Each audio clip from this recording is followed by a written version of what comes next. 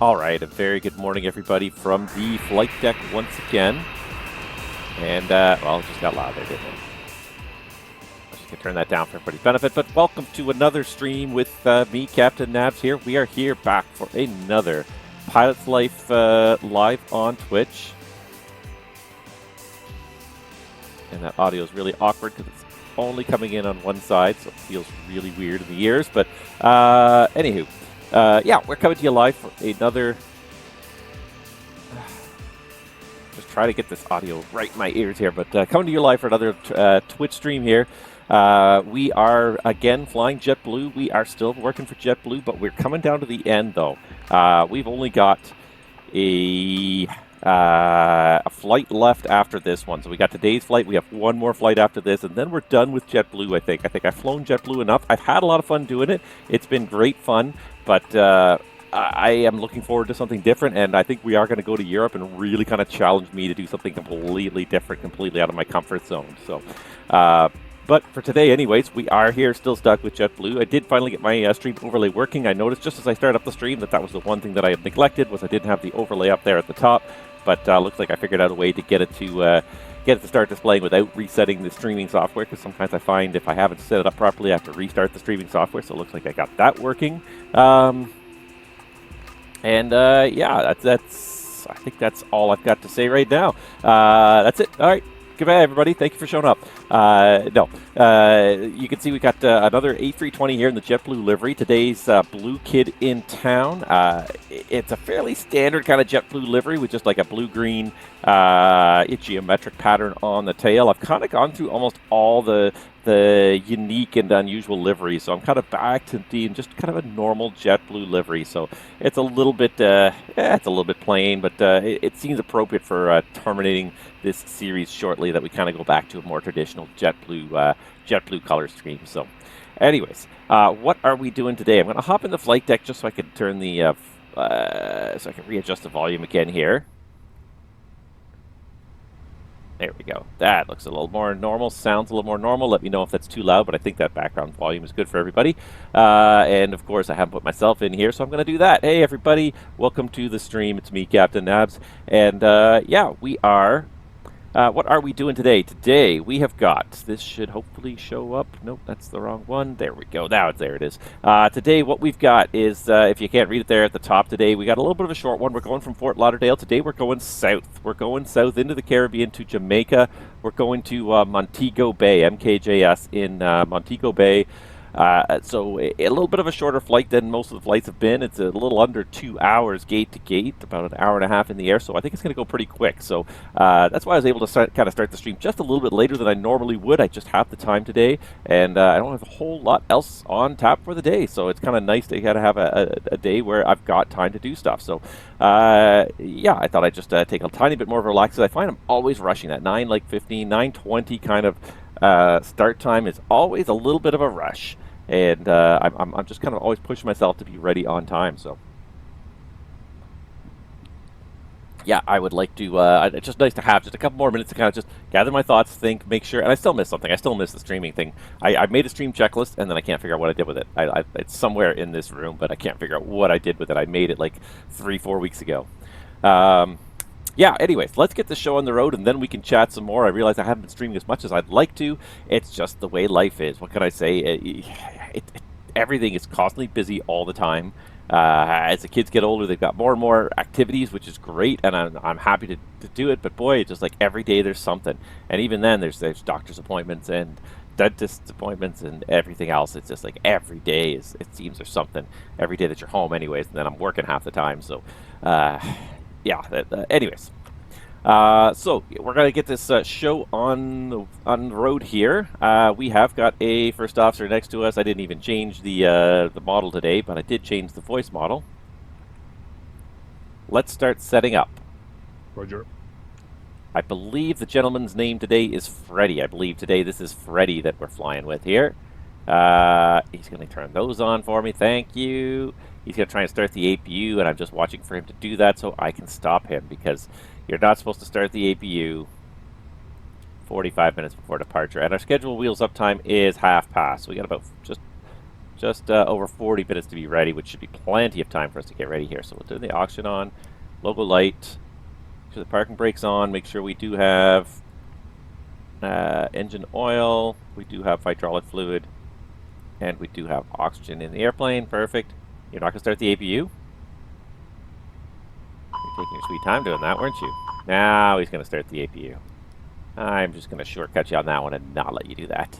You can push that start button all you want now. It ain't going to work. Okay. We'll also... Okay. I will also start the aircraft loading here. And while we are doing that, let's just quickly just start the ADIRs up here. So I'm going to swap this database here just to make sure that everything's cleared out of my FMGC. I'm going to put in our flight number here, which is JetBlue 2427. And we are going from KFLL to, where are we going to? It's MKJS. I always want to mix it up and say MJKS, but it's MKJS. Perfect. IRS initialization is the only other thing I need here. Go into my flight plan really quickly and looking at the first waypoint here, Fort Lauderdale, north 2604.3, west 8009.0. It's a little bit hard to tell from that distance, but 2604.3, 8009.0. We can align on that reference point, and that's it. We can start this whole thing, this whole process aligning here. 6 minutes to align, that's fine. In the meantime, we could do some other useful stuff here. So what I could do is I could find the CTAF frequency for Fort Lauderdale, just using vPilot real quick. Looks like it's 19.3, so I can go ahead and dial that in. So I got that ready to go. La la la. 533 kilohertz spacing. Sometimes really annoying. It just takes forever to dial a frequency in on these radios now. 19.3. Alright, so we got the CTAF frequency ready to go there. The other thing we can do is we can look at our flight plan because we got some interesting stuff on there today. I'm always trying to find interesting stuff for you guys to see. So today, if I can find the notes section, and it's funny because they actually have a specified minimum equipment list section here, but I have no way of modifying that, so I have to put it down here. So today we got weather fuel for en route turbulence or arrival storms, ATC for departure and arrival delays, MEL fuel for APU ops because MEL 242201 alpha, AC generator 2 unserviceable. So that's always an interesting one, so I'm going to pull that right up here because I got that ready to go here. Let's see here. Let's go to Chapter 2 first of all. So while we're waiting for the IRS and the walk around to finish, we're going to find 242201 alpha and have a little read through this thing here. There it is, 242201 alpha. All right, AC main generation, that sounds correct. Repair interval C, which means it has to be repaired within 10 days. Number installed 2 and number required 1. So we have 2 generators online, number 1, number 2. We need to have at least one of them working. And one may be an operative, provided that ETOPS is not conducted, okay? We're not going to be an ETOPS flight. The altitude is limited to 33,500, actually. That's an excellent question. When I filed this flight plan, I didn't look at this that carefully, and it planned this at flight level 370. So, okay, on to release 3 of my flight plan. So I'm just doing this really quickly here on my other screen, adjusting sim brief, and because it wants to force it all the way up to 37 optimal, I'm going to force 330 because 335 is the max. Hopefully that doesn't increase our fuel burn too much. We'll look at it in a second. The APU and AC auxiliary fuel APU and AC auxiliary generation are operative and used throughout the flight. So we have to have the APU on with the APU generator connected and running throughout the flight. The APU fuel pump is operative. The APU oil quantity is checked to be adequate before each flight, so maintenance would have to come out and check the oil level in the APU for every single flight if we're going to do this, because that APU is now a critical system. That APU generator especially is a critical system to provide electrical redundancy to the aircraft. All buses have power, so we have to double check that all buses have power. The indications and alerts for the remaining AC generation and the AC auxiliary generation are operative, and the galley automatic load shed system is checked operative. And refer to AMM tasks, so the maintenance task, and also refer to ops procedures. So we do have an ops procedure. Now it's as good a time as any to go through it while we're waiting for everything to boot up here. 242201 alpha. And there it is. Flight preparation limitations. Maximum landing capability is Cat 3 single. APU fuel consumption with the APU gen push button switch on. Kilograms per hour if we're up into the 300, flight level 3s, 300, 335. We're looking at somewhere between 54, 49. So even round it up to be conservative and say we're burning more fuel than we actually are, 60 kilos per hour. For about a 2-hour flight, we need 120. And as our dispatcher, I gave us an extra 200 kilos of fuel for running the APU. If I can find what I did with my flight plan, although actually now this one is now redundant. I'm going to close that and pull up the new flight plan. All right, so here we go. So this is the new flight plan here. So I should have somewhere in here, burn, reserve, dispatch, add, 0.4, alternate 0.9.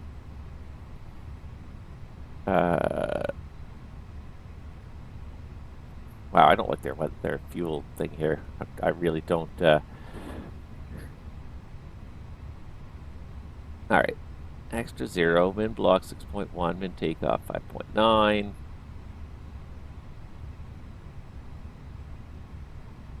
I don't even see where extra fuel is on here. What did I do here? So I did. Sorry, I'm just trying to remember here. So let me just make sure I did this correctly. Oh, that's what I did. Okay, on to release 4. Stupid thing switches to kilograms, but extra fuel should be in minutes. You always measure fuel in minutes, not kilograms, when you're dealing with like extra fuel. I don't care how many kilograms it is. What I care about is how long is that going to let me stay in the air for. So there we go. All right. So now I'm back. No issues on the walk around. There's my extra fuel now. Okay, so the dispatch added 0.4, but now I've added 1.3 for the MEL and the weather and ATC. I don't like that they don't break it down either. I think that's very just kind of, it's hard to see what you're kind of attributing things to, so I don't really like that fuel planning system. But anyways, so now the total should be at 7.5. I'm not sure that they're going to load 7.5 because on the flight plan I loaded in here, why are we not boarding anything here? No, it looks like we boarding passengers now. Planned 6 tons. Yeah, so we're coming up pretty short here. We're going to have to call the fuel truck back and get additional fuel because our dispatcher, I screwed up because we need extra fuel. So I tried to put an extra 200 kilos in there, but unfortunately the other extra fuels that I tried to add, weather and ATC fuel, I added 15 kilograms instead of 15 minutes of fuel. So essentially a big fat nothing. Not happy about that. But anyways, okay, so now we're on to release 4, which has the actual fuel load we need. Because GSX has already finished the fuel loading, I'm just going to cheat. We could try and force it. The only way to force is to reload the entire flight plan, which will cancel the boarding and restart the boarding. So the other thing is to call the fuel truck back and ask them to bring us up to our fuel load of 7,500 kilograms. And there we go. Now we've got the fuel we anticipated. All right. What else is on that page there? Anything else? Okay, so when the external power is disconnected, the IFE is lost to the APU supplies electrical network. And during cockpit preparation, check the automatic galley load shed system. This is pretty much impossible to do in the sim, but what you do is you make sure the galley and cabin push button switch is in auto. Galley and cabin in auto, and then you pull the circuit breaker and check that the galley equipment is not operating. So you go back in the galley, make sure the oven is not on, the coffee maker's not on, then you push it back in, just to show that the automatic load shedding does work and that it will cut off the galley if we lose either the APU generator or the APU or the generator number 1. So if we've only got one generator supplying the airplane, galley is not relevant. Galley is not important. We want to supply the essential systems on the aircraft. Then we got a little, before engine start, if the IGG associated with the inoperative AC main generation has been disconnected. That's not the case today. It was just a fault, so we don't have to worry about that. But after engine start, we have to do a quick little swap of all the generators to make sure that all the buses stay on. So we have this little procedure we have to do after engine start to make sure that the all the bus ties are closing and opening properly and everything's happening properly. So it's a little bit, it's not confusing, but it'll kind of make sense once we go and do it. So in the meantime, the IRSs have finished aligning. Buddy came back from the walk around, I'm pretty sure. So we are good to pretty much start this pre-flight stuff here. Let's just get security and safety checks are all done. Can we start boarding now? Yes. Okay. All right. So the other thing I need is a digital ATIS. So let's go digital ATIS and let's go Fort Lauderdale because we don't have any ATC online. No big surprise for a Tuesday morning. Winds are calm, 10 miles stability, fuel 2300, 3009. Oh, you know what I didn't do? I didn't turn on my mini FCU of all things.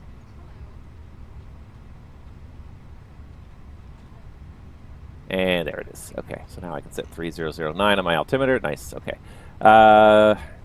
Arrivals, expect ILS 28 left. GPS approach 28 right. Departing runways 28 left. Warning 28 right shortened. Takeoff or run 8,000 feet at taxi with Bravo 10 or Alpha 6. Back taxi not allowed. East of Bravo 10 or taxi Alpha 6. Parallel ops are being conducted. Taxiway tower frequency for runway 26 right.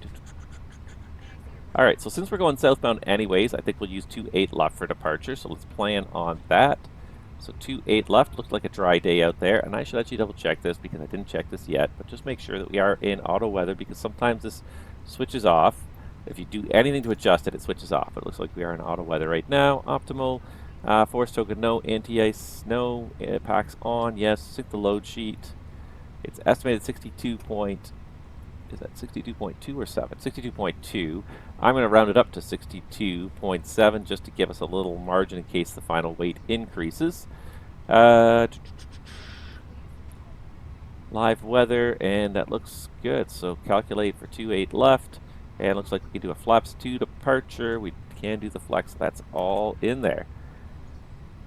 Beyond that, we just have to initialize our flight, and we can start this flight deck flow. So AOC, hopefully you guys can see that over there just fine. We are going to go into flight init and make an automated data request. Sip my coffee while I wait for it to come back. There we go. And JetBlue 2427 from Fort Lauderdale to MKJS, alternate MKJP. Maybe I'll just do this.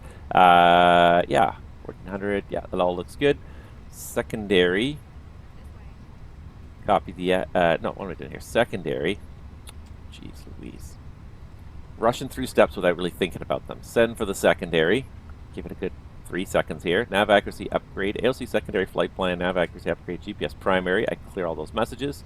This looks good. JetBlue 2427, Fort Lauderdale to MJKS. MKJS. I have a hard time with this. Well, actually, we have to do AOC flight plan insert, uplink insert in progress, because I'd already copied the active by mistake. There it is. All right, Fort Lauderdale, Ursus, Leapeg, Tasno, MKJS. Total distance of 387. It's not very far. It really is not very far here. We should have total distance on here somewhere. I found it the other day, and I've forgotten where I found it. There it is, distance 563.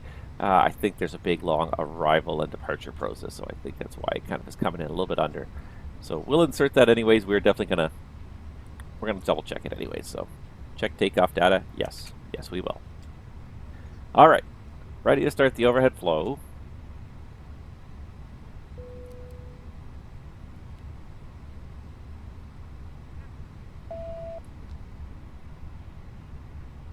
First flight of the day. I heard you test the APU.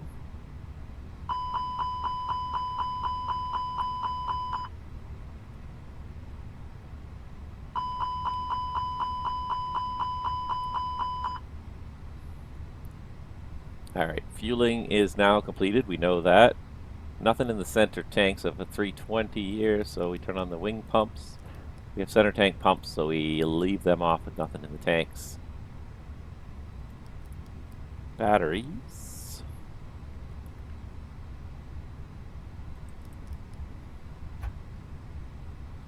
That sounds good. Gen 2 should be off because it's offline. Should have been done by maintenance. Turn pack 1 off today.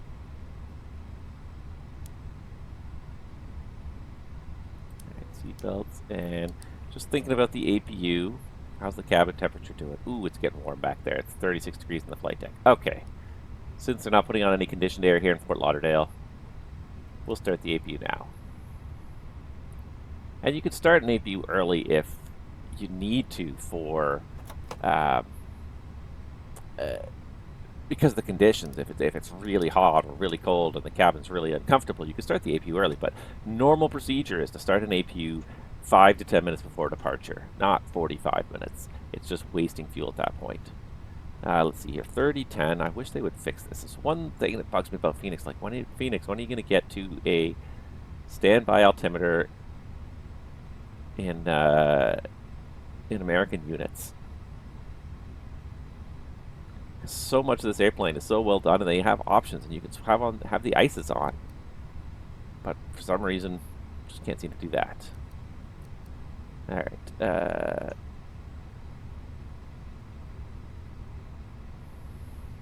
Get rid of that because we should be watching that start. All right, I'll bring up 19.3 now.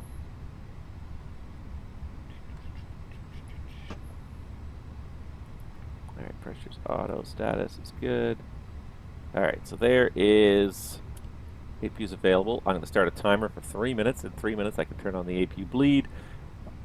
APU should be warmed up. You won't get any oil leaking past the seals into the bleed system. But you can start the APU bleed right away. It's not prohibited, but it's just it's a good idea to wait.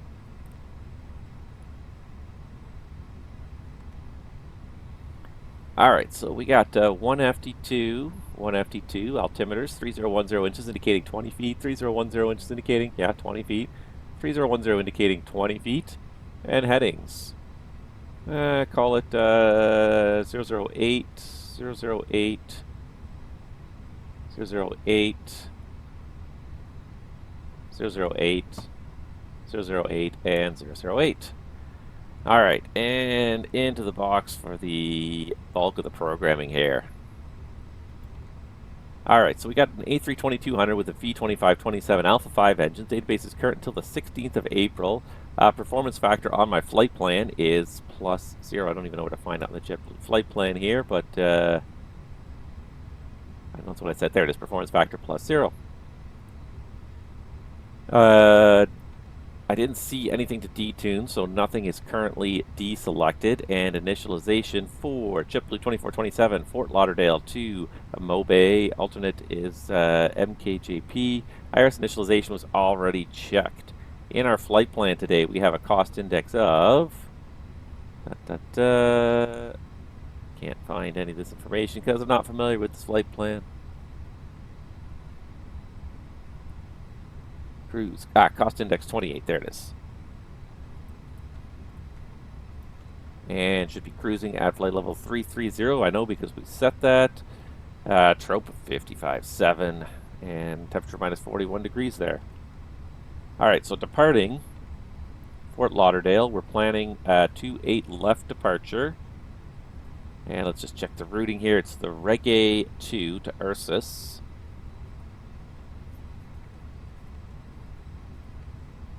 Reggae 2 to Ursus. 28 left, Reggae 2 Ursus. There it is. For the arrival, we don't have a runway picked here. Let's see here. Lenar 7 Adsel. And let's do... let's scan through here really quick to get to... I really don't like JetBlue's flight plan. I find it very hard to read. There it is. MKJP wins 320 at 6, 350 at 8. So, yeah. 320, 350. So, probably RNAV runway 25. Looks like all we got. Lots of stuff for 07, but RNAV 25, Lenar 7, and I believe it was Adsel, but I'm going to double check.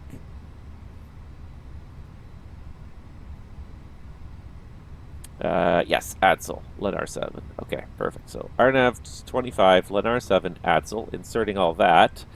And now we should get closer to 500. There it is, 584 miles. That's what we've got, 563. It's very reasonable anyways. We don't have any step climbs because 330 is our max. And user defines, no, everything is a defined waypoint, so we're good there.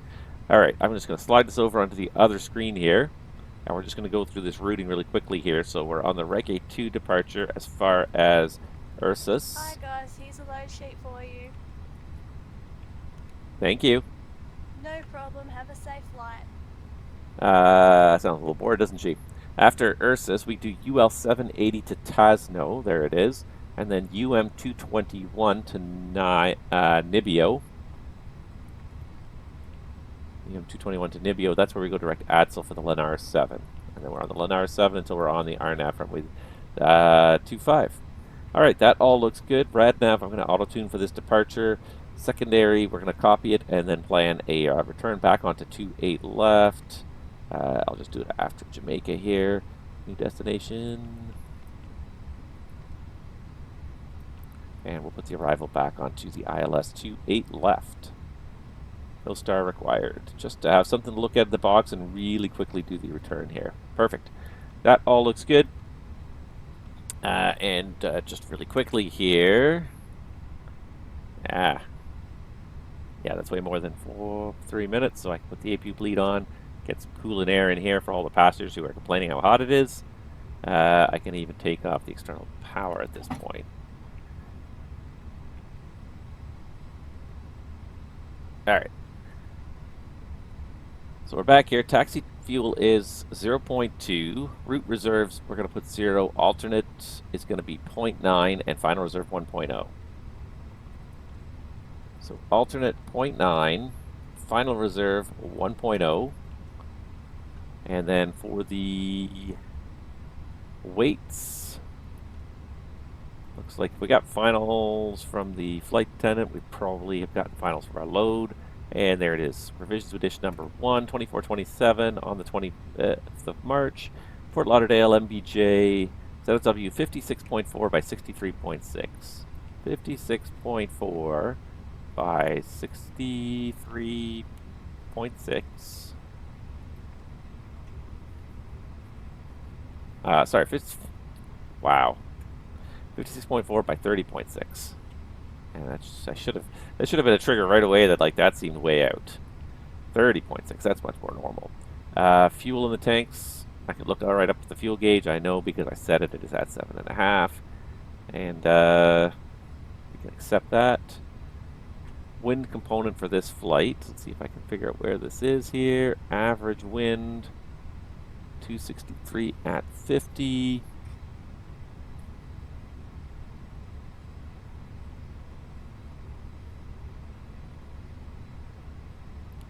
But I don't think I have a wind component in here that I can put in, do I?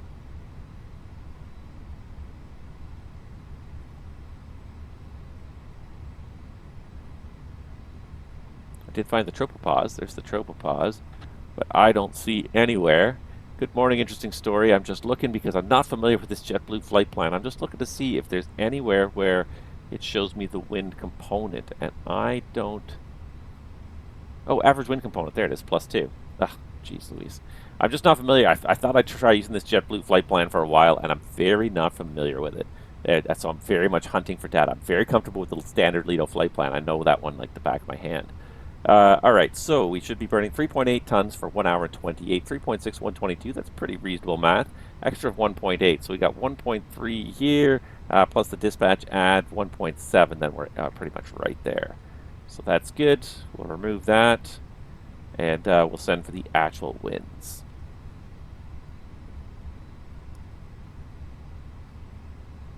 A little bit of pilot fuel while we wait for the winds, and there we go. Wind data uplink. So we got blue, blue, and blue for the climb, cruise, and descent phases. That's all good. Go into the performance takeoff page here, and we can go to our tablet and just send to the MCDU what we got. And actually, let's just double check this here. There's a 63.7 takeoff weight. Oops, that's the wrong button. 63.4. Oh. 63.7 actually. Oh, and I know why. 63.7. So I'm just going to round this up to 64 tons because I had added the extra fuel because the original flight plan was incorrect. So I'm going to recalculate this and resend it to the MCDU. So we got 2.8 left. Should be flaps 2 down 0.1 flex 67. Flaps 2 down 0.1 flex 67. We should have speeds 35, 36, and 40. 35, 36, and 40. And today we're going to do the noise to departure. So we're going to put 1060 across the board for departure here. Ladies and gentlemen, a very warm welcome to you all. My name is Jasmine and I'm your cabin supervisor on your flight today. We would like to extend a warm welcome to our frequent flyers and guests from other international partner airlines. So we can depart as soon as possible, please take your assigned seat, observe the no smoking and fasten seatbelt signs. Only light hand baggage should be placed in the lockers above you. All other items must be placed under the seat in front of you. If you are sitting by an emergency... Alright, I'm just going to turn that down because, boy, she's coming in real loud for me. I don't know if it sounded really loud to you guys, but it sounded really loud to me. Alright, yeah, so that all looks good. 208, the green dot speed. We'll pre-select that for the climb for the initial noise to departure here. And then we'll accelerate to 250 once we're through 3,000 feet. Cruising at 33 because the MEL 33.5 is the limit. The optimal would be at 36, but we're not going that high. The max at 38.8. MKJS. GPS is primary. Nav accuracy is high. The total distance to MKJS is 470 miles. I'm not sure if that's captured anywhere on here, but I don't think it is. It's fine. GPS is primary. Nav accuracy is high. The RNP value is automatic. And irises are all navving at a 0.4 bias. All right. We don't have any clearance. The only thing I got was an auto ATC here, of course, and says squawk code 3670 for our flight. So that's what we're going to do. 3670.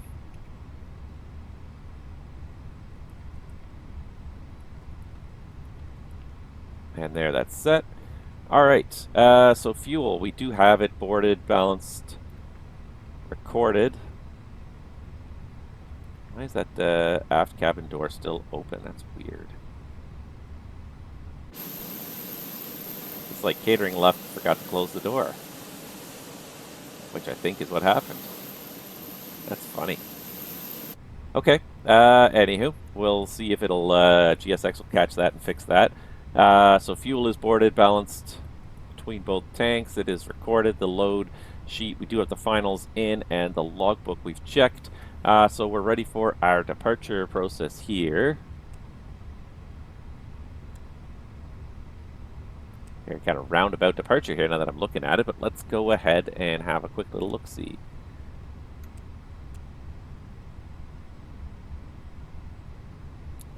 All right, where's my charts? All right, so let's have a quick look here. I'm just going to pull up my tablet just so I can go through the flight plan more easily without blocking my own chart page here.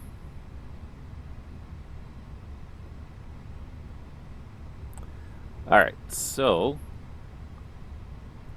here's the charts. Let's see here. So we're doing the Reg A2 is what we're really... Hi guys, all passengers are on board. Are we clear to close? Go for it. Go for it. Yes, short taxi. Cleared to close. Takeoff runway. Takeoff runway confirmed. Approach path clear of traffic. Cancel checklist. Cabin crew be seated for takeoff. Cancel checklist. Cleared to close. Oh my God, you're an idiot.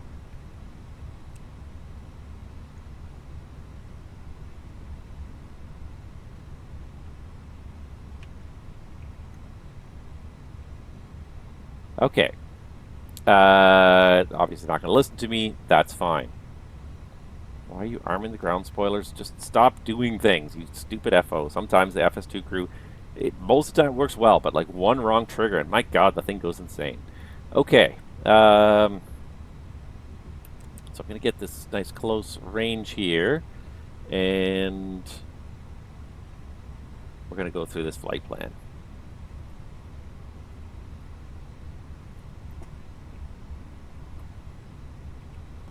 All right, so it's a big, long departure today here. But for runway 28 left, climb on heading 276 to intercept a course of... I'll just pan this just such a way you can see that as well. Course of 276, or intercept a course of 276, intercept a course of 300 to treads. Then on track 322 to Shells, then on 014 to Jamaica. 322 to Shells, 014 to Jamaica. Then on track 066 to Beads, 094 to Lincoln.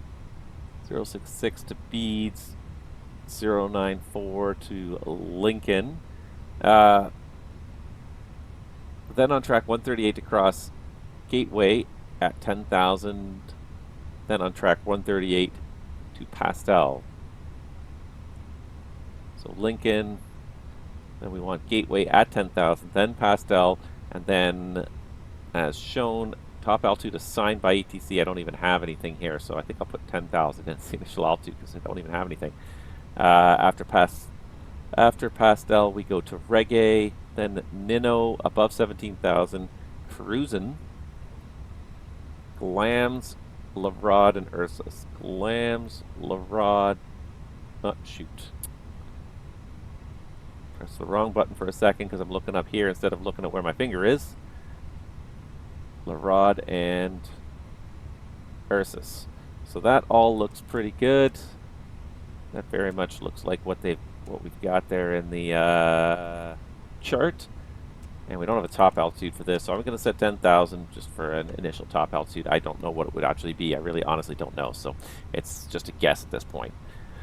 All right, so that's all in there. So quick technical status of the airplane. We do have the one failed generator. Generator number 2's failed, so we are going to have to do the MEL procedure once we finish the start. We'll do that after the start before we do the after start procedures. Then we'll do, and then that's all we got for the aircraft. For the airport departure NOTAMs, I don't think we've got anything too exciting today here. Airport briefing, NavVR DME is not monitored, SSR is not available, bird activity.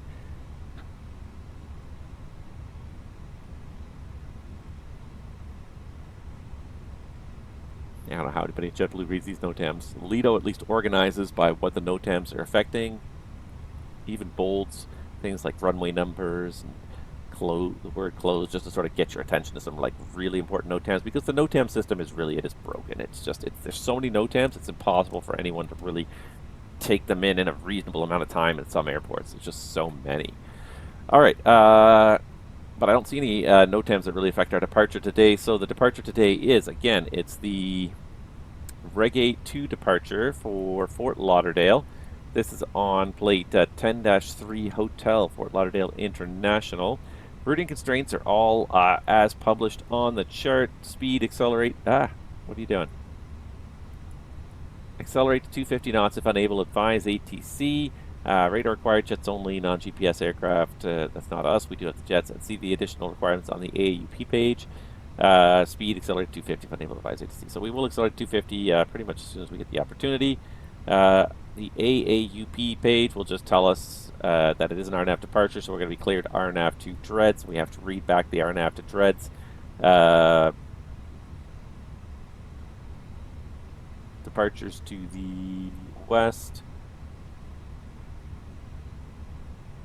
And the Reggae, we'd actually normally depart to a right, which makes sense because it's a right turn, but what can I say? I got no ATC to kind of tell me anything different here. That runway's shortened anyway, so we're just going to go with what we sort of set up here now. But yeah, we verified all the waypoints. We're going to get the RNAV to treads and clear for takeoff. And then after departure, we're going to get the autopilot on and follow begin the turn no later than 400 feet. It should gauge at 100 feet anyways. All right. Noise abatement. We don't have any noise abatement. We're planning the noise 2 procedure. Once we reach 3,000 feet, we will accelerate to 250 knots right away. Let's see here. Engine out procedure. It's pretty flat in Florida, so any problem with the engine will just simply fly straight ahead up to 3,000 feet before we consider where we're going to go. Performance in the box again. It is a left seat departure off runway 28 left, dry runway today, no takeoff shift, the full length, flaps 2. Flex of 67, V1 135, VR 136, V2 140, standard transition 18,000, 1060 across the bottom for noise 2 departure 208 is the green dot speed pre-select for the climb. Managed departure, I've got climb blue, nap blue, 1FT2, I'll get the autopilot on shortly after departure because it is an hour-and-a-half SID, so we got to track the SID accurately. And yeah. RadNav page has got just auto-tuning is fine. We are at 63.9, so we're below max landing weight already, so not an issue for the immediate return. And for the secondary, we've got the immediate return onto 28 left programmed in. Are you ready for the departure briefing? Go ahead. Do you have any questions? No questions. All right, I think we got everything. So I'm going to go ahead and do this. We got the final weights are in. You're good to close. I wonder if this final door will close or if it's going to be schmucked up here. So, 'cause I don't even know why that's open still. And I feel like that's a glitch. That being said, in reality, you call the cabin crew and say, hey, right now we're showing the 2R door is open. Do you guys have the door open? No? Okay, so it's probably a glitch. We may have to consider calling maintenance to get the door closed. Now, I looked on the outside of the airplane and it's actually open, but let's see here. I do believe we can MEL the door. It's not that you can fly with the door open, but most of the time it's usually a door sensor issue. Although it could be the door is not sitting properly, but it could also be a door sensor issue. So if the door... Cabin door permanently indicated open on the door Oxy SD page. The associated door is visually checked to be closed, locked before each flight. White slide armed on the associated door does not come on when the door is closed. Locked on the slide, Army levers in position. And refer to the ops procedure for doors.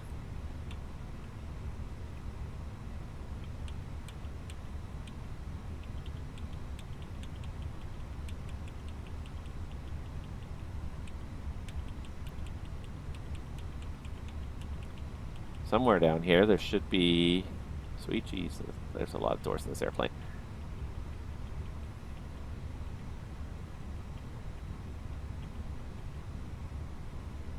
Anyways, they'd have to visually verify. Oh, look, they did manage to get it closed. Thank you, maintenance. Fantastic.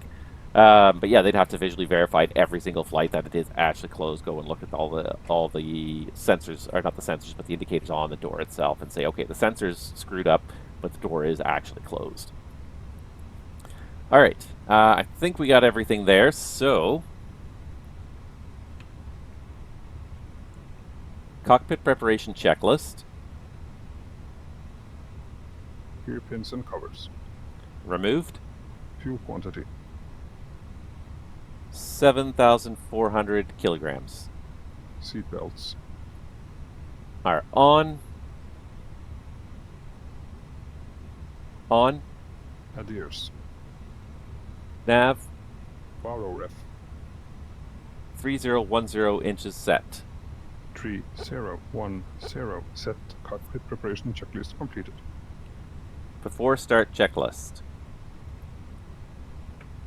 Parking brake. On. Or set. Set. Takeoff speeds and thrust.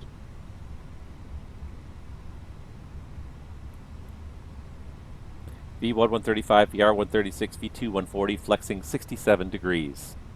V1 135, VR 136, V2 140, flex temp 67 degrees, windows. Closed. Beacon.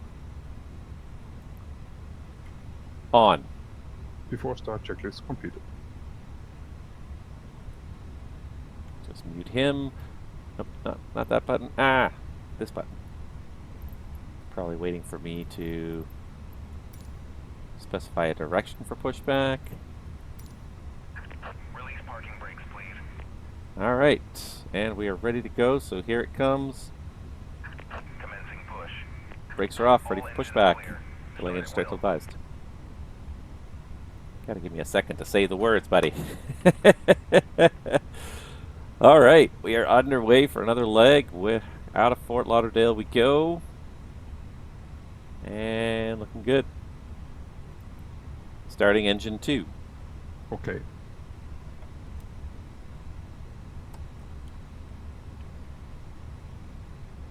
going to mute him so he doesn't listen to me. All right, so we do have the valve is in line. We definitely got N2 turning. We got oil pressure. I think it's 26%, I think, on this airplane, if I recall correctly. We won't even get fuel flow till 26 on the IAEs.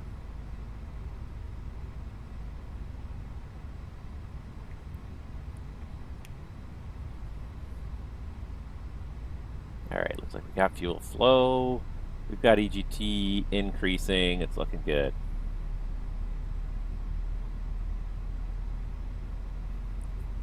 What's it to do here? Please set parking brakes.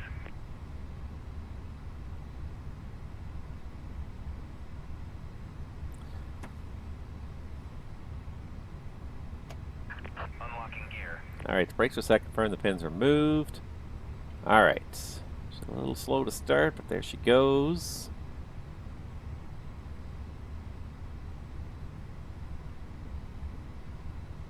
All right, that looks pretty steady there. So, starting engine 1.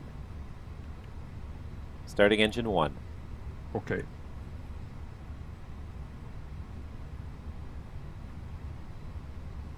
All right, so we got the valves in line. The engine's obviously turning. We got N2. We got oil pressure. You'll notice you start to see an EGT increase even though the fuel flow is 0, which is a correct feature because even before you start adding fuel, as the air compresses in the engine, it gets heated. The compression heats the air, so you will see it. But then as soon as you get the fuel flow and you actually get the light off at ignition, then the EGT starts to increase rather substantially. All right, we got N1 indications. All right, you guys are clear to revert to hand signals. Have a good day. All right, he's got the pin there. There goes the tug. There goes our other guy. All right, I see you there. Thank you. Give him the wave off. All right. And it looks like we got 2 good engine starts. All right, so I'm going to go ahead and do this and this. And then before we go into the after starts, looks like he's going to do it anyways. Elect Gen 2 off. So we've got the ECAM there. And what we're going to do now, he's already got into it, but I asked him to stop, but he doesn't listen, is we're actually going to go to the MEL first and complete the MEL procedure, then we'll circle back to actually doing these things here. So, let's see here, what am I looking for? The electrical. I really got to start bookmarking stuff in this. Alright, so here it is. So 242201 Alpha, so the after engine start procedure. So check that the electrical buses all have power. So what we're going to do is APU master switch on, APU generator on. So if we look at those, we do see the APU master is on and the APU generator is on. Generator 1 and 2 push button switches off. So generator 1 off, generator 2 off. And what they want you to do is then have the electrical page up.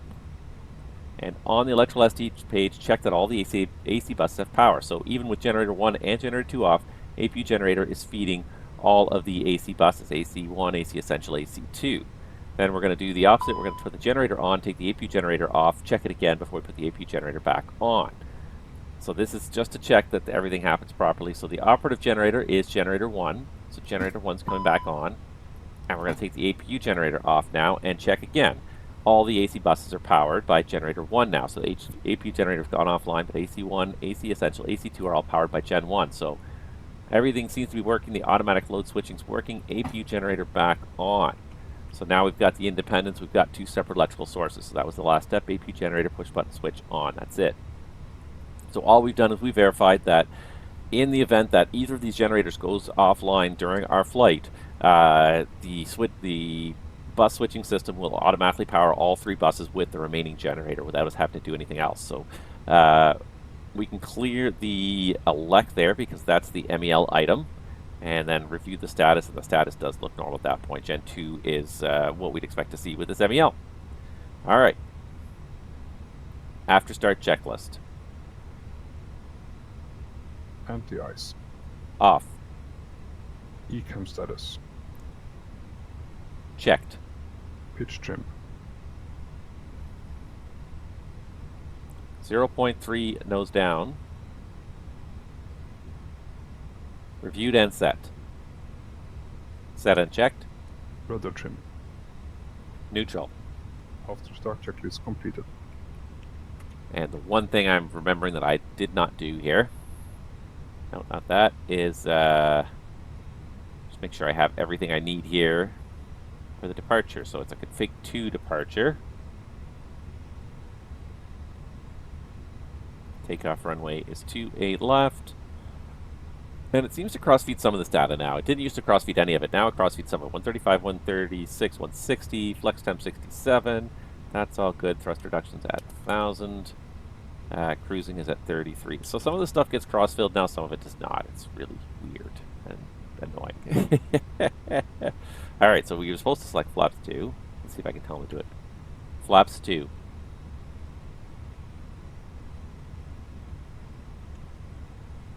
Nope, I'm going to have to do it myself. Okay, that's fine. There. That's the departure flap setting. Alright, we didn't really brief the taxi route out here because you'd expect to have ATC, but it's basically going to be a left turn here at the end and back up the ramp to get to 28 left threshold. So straight ahead, Tango 8, Hotel 5, Juliet, all the way to the threshold, up the hill and everything. Clear left. Clear left side. Clear right side.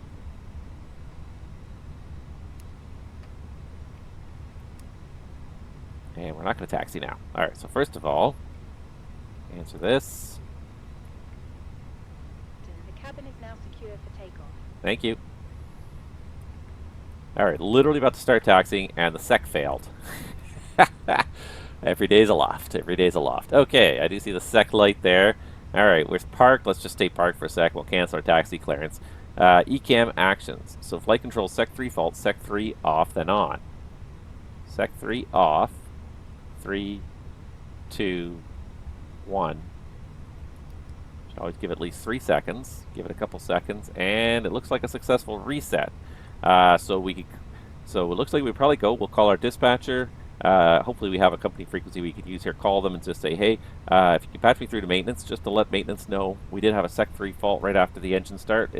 We did the reset, and it is cleared. We're going to put it in the book for track purposes. All right, back to clear left side. And let's get the heck out of here before something else fails.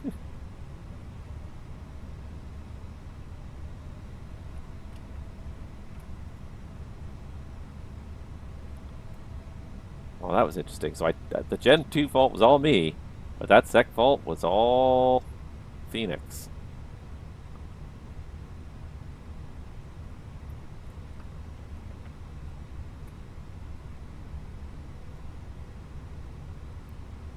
Fort Lauderdale traffic, JetBlue 2427 is taxiing for departure from Gulf Concourse via Hotel and Juliet for departure 28 left.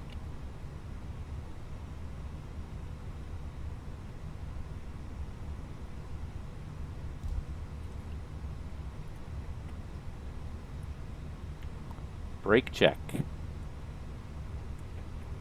Pressure 0. Sometimes it's so hard in the sim to really get a sense of motion.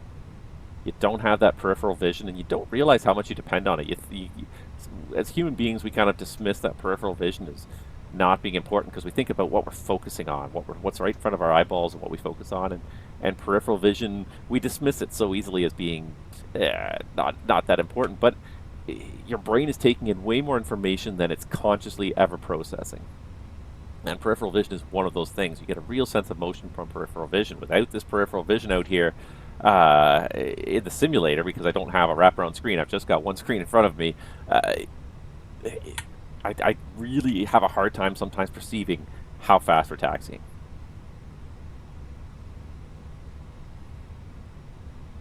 Alright, I was going to try and do the flight control check there, but I kind of ran out of time because I was ranting. So let's go over here. We'll start going up the hill, and then we'll start doing it up the hill.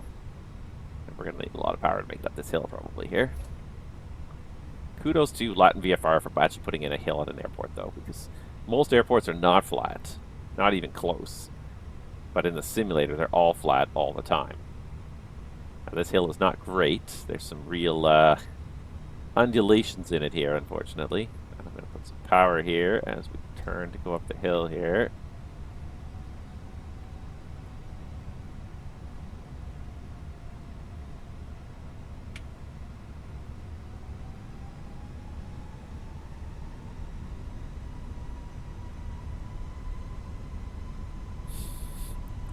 The amount of power that's necessary to even just get up this hill is a little bit over the top. But it's a little bit overly steep right there at the start. Once we kind of get level, get on the more steady portion of the hill, it'll be okay. Flight control check. Ready. Full up. Full down. Neutral. Full left. Full right. Neutral.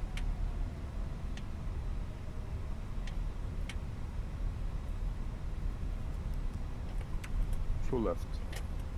Full right. Neutral.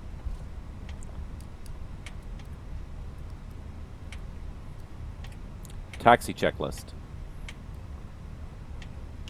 Flight controls. Checked. Checked. Flap settings. Config 2. Config 2. Radar and predictive wind shear system. On and auto. Engine mode selector. Normal. ECAM memo. Takeoff no blue. Taxi checklist completed. Ladies and gentlemen, we will now commence the safety demonstration. Yeah, there's a lot of there's a lot of airports in this world where hills are a very distinctive feature of the airport. And are Eyes. cancel checklist. Roger. Where hills could be a huge feature of the airport, Atlanta's one that comes to mind. And yet in the sim they're flat as pancakes, and that's just not realistic on so many levels. Now, this hill's not great here, it's got some issues, but at least it's something. At least they're trying. But so many airports, so many hills, and because you need to plan your turns, you need to plan when you're going to build up momentum. Single engine taxi sometimes doesn't work at certain airports. Atlanta's one where single engine taxi often is not viable because of the size of the hills. There are some issues with this whole thing here, but it's at least they're trying to kind of capture the whole feel of this thing here, and I think that they're doing well. The fact that we're up on top of the hill now, perched way above everything else, above the freeway, the interstate goes right underneath it. We're on the bridge over the interstate right here. I applaud LatinVFR for trying. I certainly applaud them for trying.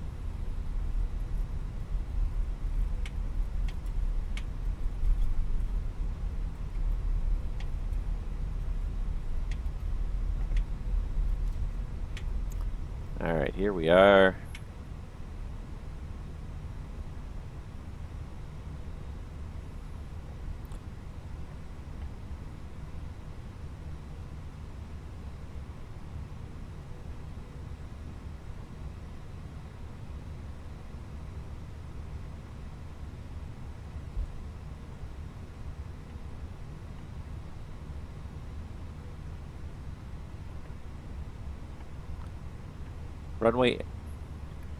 Runway entry procedure.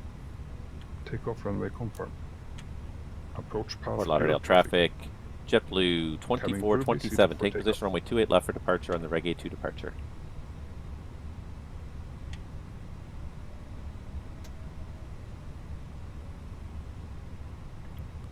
Lineup checklist.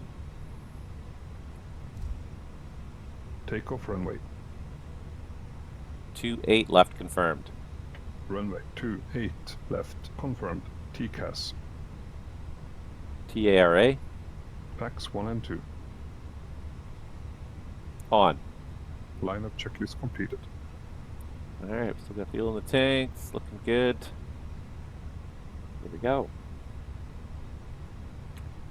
Fort Lauderdale traffic. JetBlue 2427 rolling. Runway 28 left. RNAV to dreads. Takeoff. Check. Manflex 67 SRS runway auto thrust blue. Checked. Thrust set.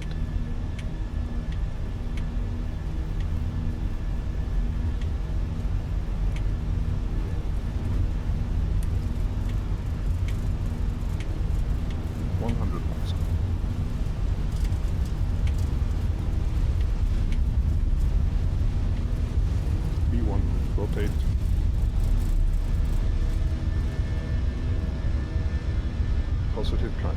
Gear up. Gear up. Nav. Autopilot 1.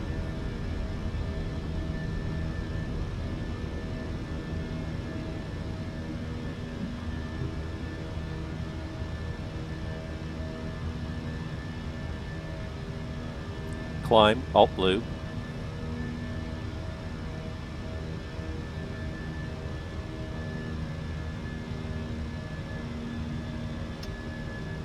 Thrust climb, auto thrust. Speed checked. Flaps 1.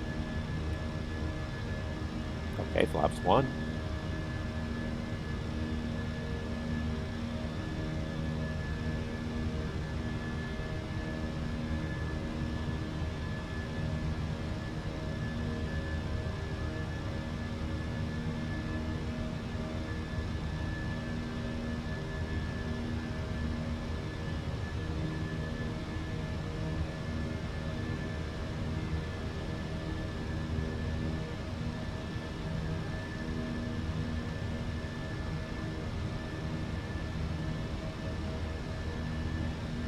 Flap 0. Speed checked. Flap 0. Kind of a little bit late now, but I should probably check and make sure this is tracking here. Yes, tracking.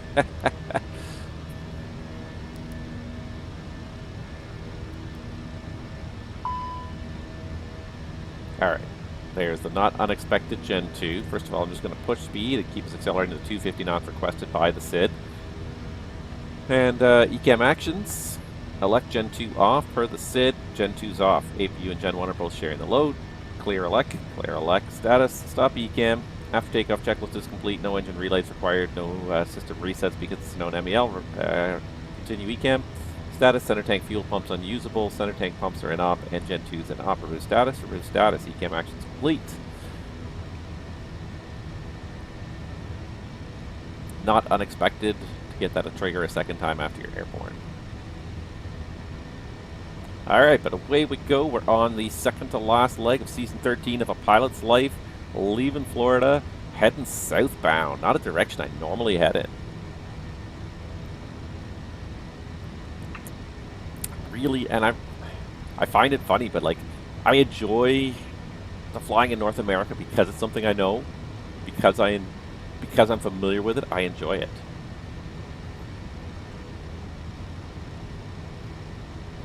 But I would like, I think I need to get out of my safety zone more often. So even the Caribbean I've flown to the Caribbean a few times, but it's not something I do a lot. So it's something that, yeah, I'm hoping that I'm hoping that next season we're really going to take me out of my comfort zone. You guys are probably going to watch me struggle a bit and probably laugh at it, I hope. But I think what's important is that we're all going to learn something. Pardon me. Hopefully we're all going to learn something about European operations, and I will gladly take feedback and input during the next season if I'm doing something wrong, because Roger. We're gonna comply with that restraint there, that constraint there. At is it Pastel? Pastel, it's 10,000 feet. So speed, Alt Star. Where's Fort Lauderdale? Where did it go? I think that's Fort Lauderdale Executive right there. There it is, I think, right over there, the kind of the pale area over there.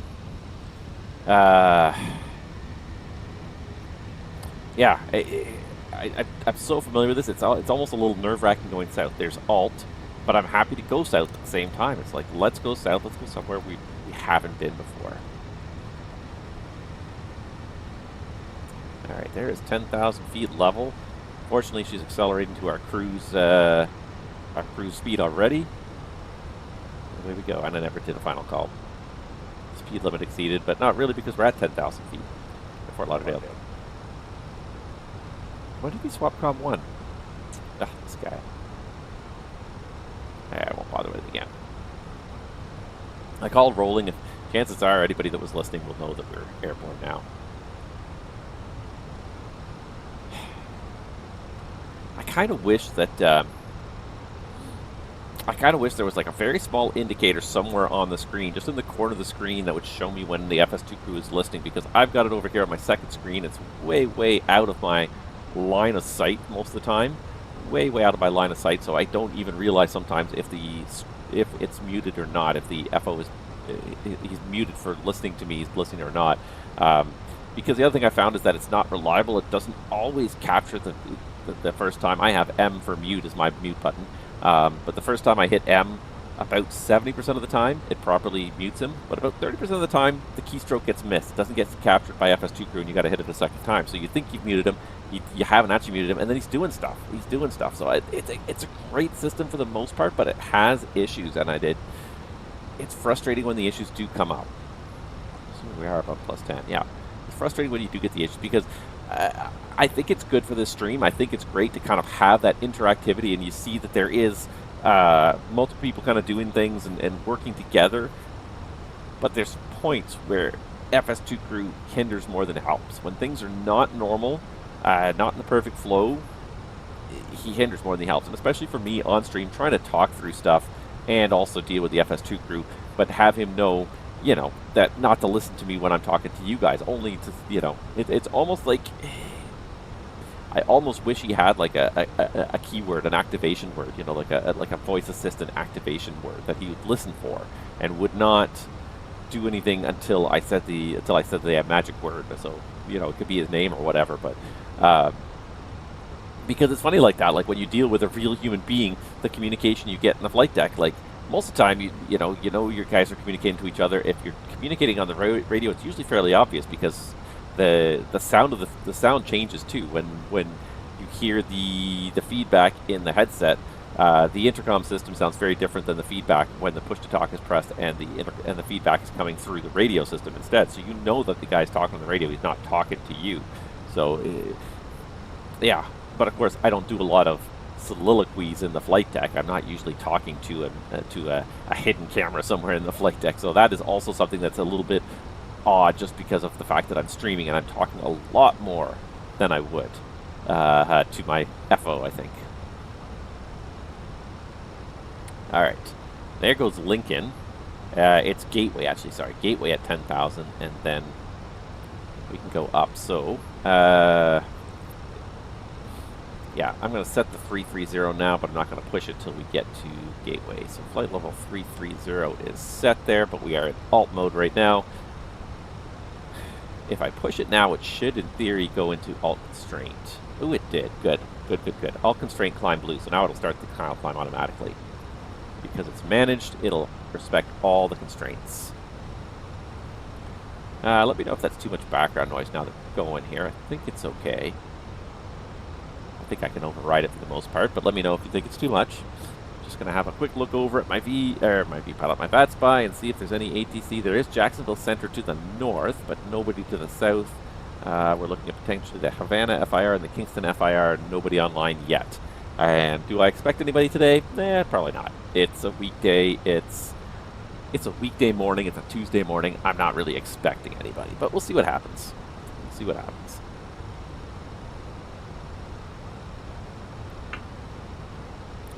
Anyways.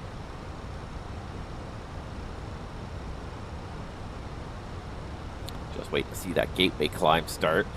But yeah, I'm glad to be on the stream again, and again, like I wish I could probably squeeze in more days, but it really is a challenge. It's a real challenge to find a weekday, which is it has to be a weekday just because, like, on the weekends it's family time, the kids are off school. Like, most of the time I'm working anyways.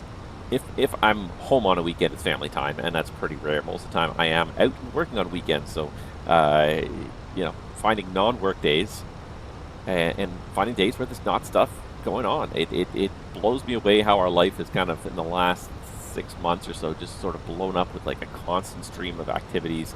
Somebody's got something every day, whether it be orthodontist appointment, dentist appointment, doctor's appointments, after school activities. It never seems to end anymore. And I'm not trying to complain about it, because I think it's still because I'm happy that, you know, everyone in the family is busy and we've got things to do, and I'm happy to get my kids out of the house, especially because I feel like if I let them, I think they would be real homebodies. It's so easy to fall into that and be comfortable, and I am a bit of a homebody too when I'm not working. I do like to be at home because I spend so much time out of the house that it's nice to be home.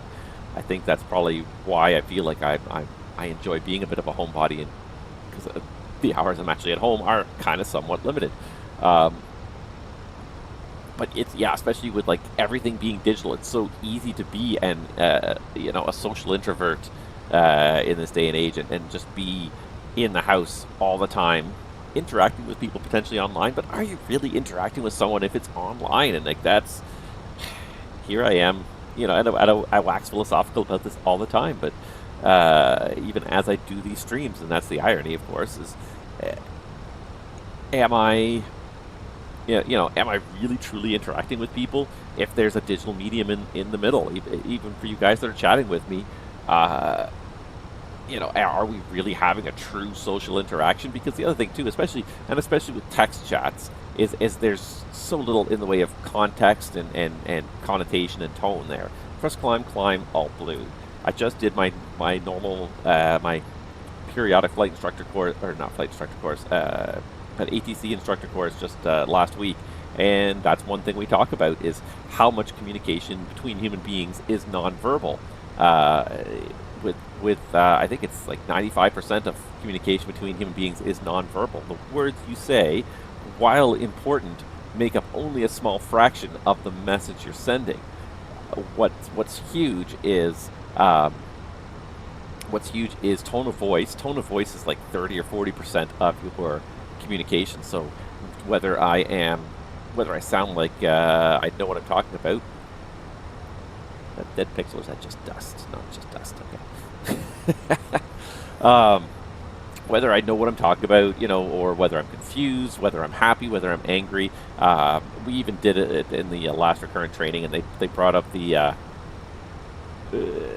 they had an amusing clip of friends and how tone of voice changes the same sentence. What was it? It's like Ross was saying, my sister and my best friend, and then my sister and my best friend. It's so stupidly hilarious, but like, tone of voice is everything. It really is. It totally changes the message, whether you're being sarcastic, whether you're being serious, how serious you're being, or whether it's not a particularly serious message, whether you're not really paying attention or not. Like, these things are all conducted by tone of voice. So that's like 45% of your communication. 55% of communication is visual. So the person you see, are you making eye contact with them?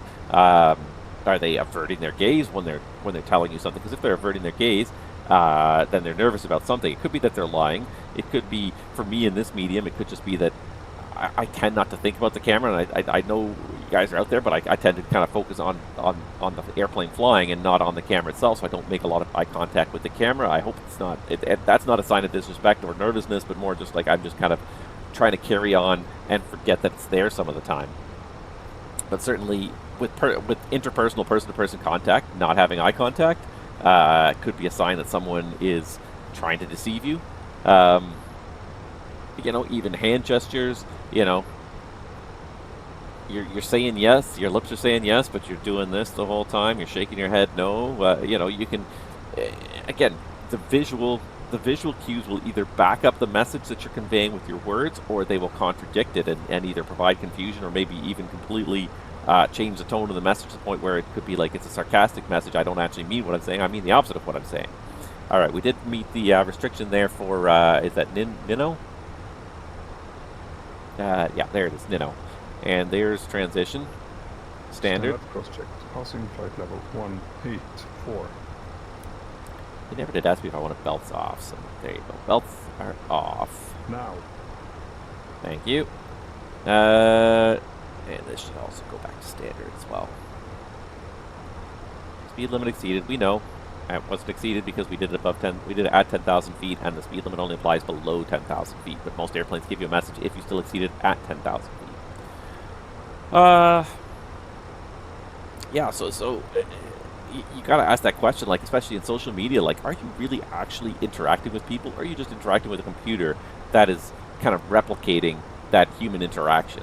Or are you really directly interacting with people? Because you're not. You're putting this huge medium in front of you, and then people are like, and then Mark Zuckerberg's like, we should all have AR glasses so that when we're talking to each other, we can insert ads into your conversation while you're talking and not actually make eye contact. Like, the last thing we need is more technology between people. We need to break down those barriers and get people talking to each other, because when people talk face to face, it's amazing the change in the way people perceive and handle each other when you're dealing with people directly face to face, when we're humanized. But the second you put digital barricades between us, it dehumanizes all of us, and it makes everybody else just a hypothetical person instead of a real person. When you're dealing with someone in social media, you're dealing with hypothetical people. They could be a real person, but I find you don't get the I find it very easy to kind of dissociate humanity from the people you're dealing with in social media, and that's why it's so easy for people to just completely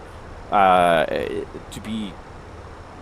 say things that they would never dream of saying to somebody's face, but they'll gladly say it online in an online context, and with absolutely zero context, with zero tone of voice or anything like that. But they'll say crazy things online that they would never say to a person's face. You meet someone in person, and you're like, you hear them say one thing online. It's like, oh, you're the worst. You're an idiot. You have no idea what you're talking about. You're just my opposite political nut job.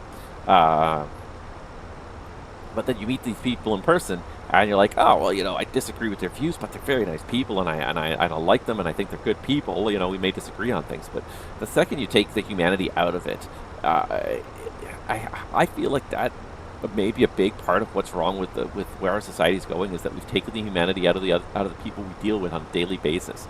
We deal with just digital echoes of those people, and because they're just a digital echo, we don't perceive them as being a real person with real human emotions, and so we can cut them down so harshly.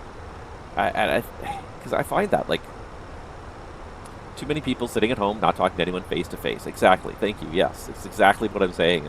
And same thing with media. So that people are just yelling at each other like that. I find like nobody talks, nobody discusses, nobody sympathizes, nobody empathizes, and nobody debates.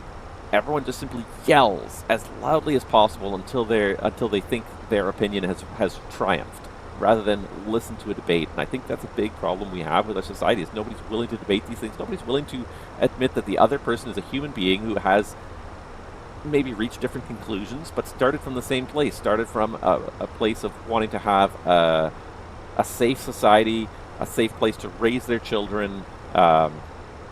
Whether you're a Democrat or a liberal, or whether you're a Democrat or Republican or a liberal or conservative, you want the same things. You want a safe place, a safe environment to raise your kids. You want them to have a fighting chance to make their way in the world. We may reach different conclusions, but we start from the same place. And I think if we could go back to the more basics of knowing that we're all starting in the same place, we could maybe do a better job of reaching compromises, but also just talking face to face. Because I find that, like, even when you meet someone who has the opposite political view of you, in reality, it's not as much anymore. But I find that I think it used to be that you could still see they were a human being, and you may have disagreed with them, but you could still respect them for having an opinion, and you could empathize that I see that you believe what you believe because you think it's going to create a better world for your children, and that's not a bad thing. I disagree with it, and here's why. But now it's come down to just yelling. People just yell louder and louder, and it seems like the people who yell the loudest seem to get the biggest followings. It's very frustrating. So we're dealing with an election cycle in Canada right now, and I'm excited, nervously excited, but at the same time, like, already revolted by certain parties that have just resorted to the Donald Trump method of politics, which is just name calling. Just call people names, and that's it. And that's their whole ad campaign at this point in time, was just calling people names. Not, here's what we're going to do to make the country better, here's why you should vote for us. No, just name calling. And that was those ads have been going on for quite a few weeks now, but it's such an immediate turn off.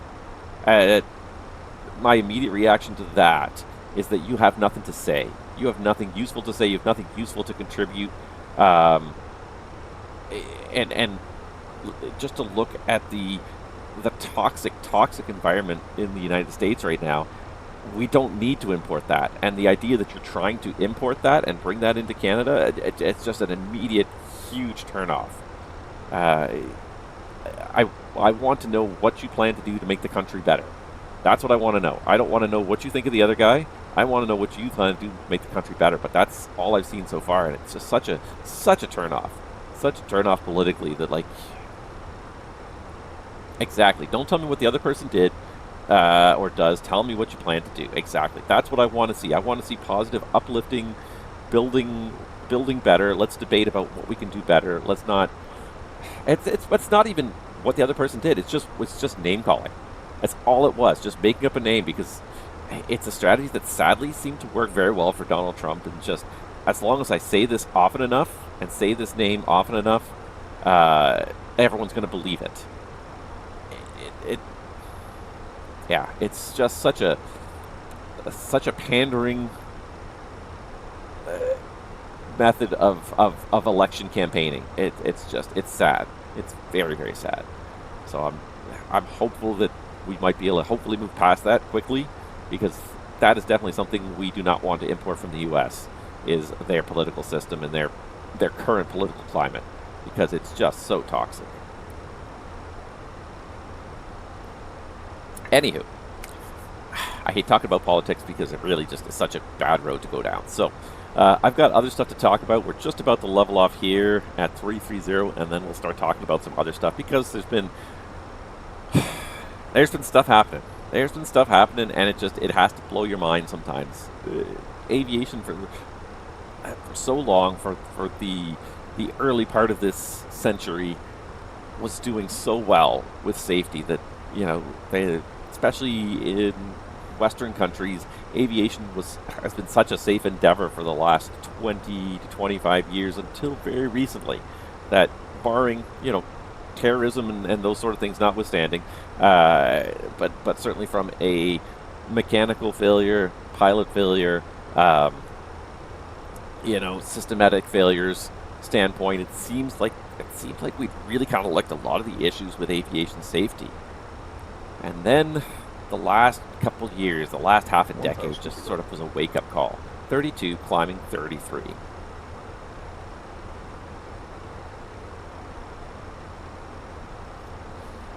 Before we get into it, let me just have a quick little look-see here. All right, so we're airborne. Right now we're showing landing at 1613, excuse me. Not a long flight.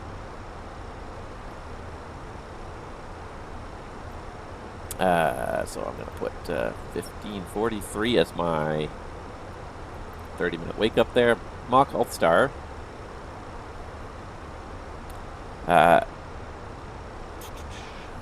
Go.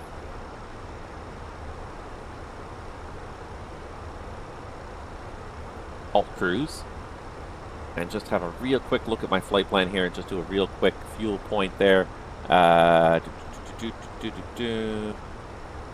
So we just passed we just passed Elrod. Nope, we just passed Glams. So I'm just going to mark that in there really quickly. Make it blue just to contrast the flight plan. All right, so we passed at 1507, and in the tanks is the other thing you want to put in here. We had 5.44.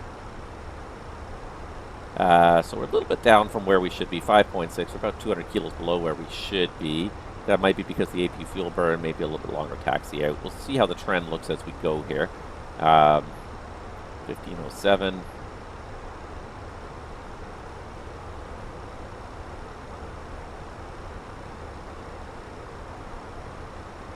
And segment. All right, so I'm just going to really quickly put these in here.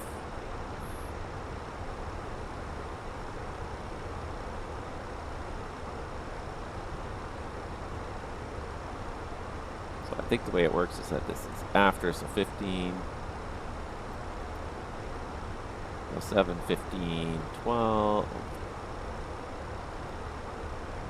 15, That icon's getting really annoying because it's like it's right where I need to do the next one.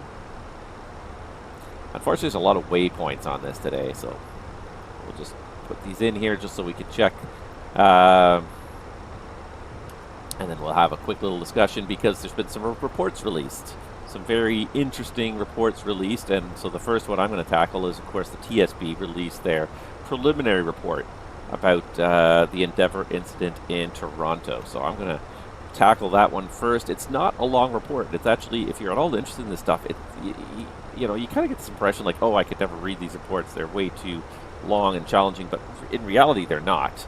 In reality, they're really quite easy reads. They can be lengthy because they're detailed. They have all the details in there, but they're definitely not hard reads per se. You can see just a little bit of the reef of the Bahamas out there to the east there. But yeah, so the Transportation Safety Board of Canada released their preliminary report into the Endeavour accident in Toronto, and there's some interesting stuff in here. So this is purely a preliminary report, so it's really just factual. It's what happened. It's not none of the really of the why, but it's really just the factual of what happened. So there's some interesting stuff here, and kind of, I hate to say the smoking gun, but the smoking gun here was kind of started here just at about 150 feet. So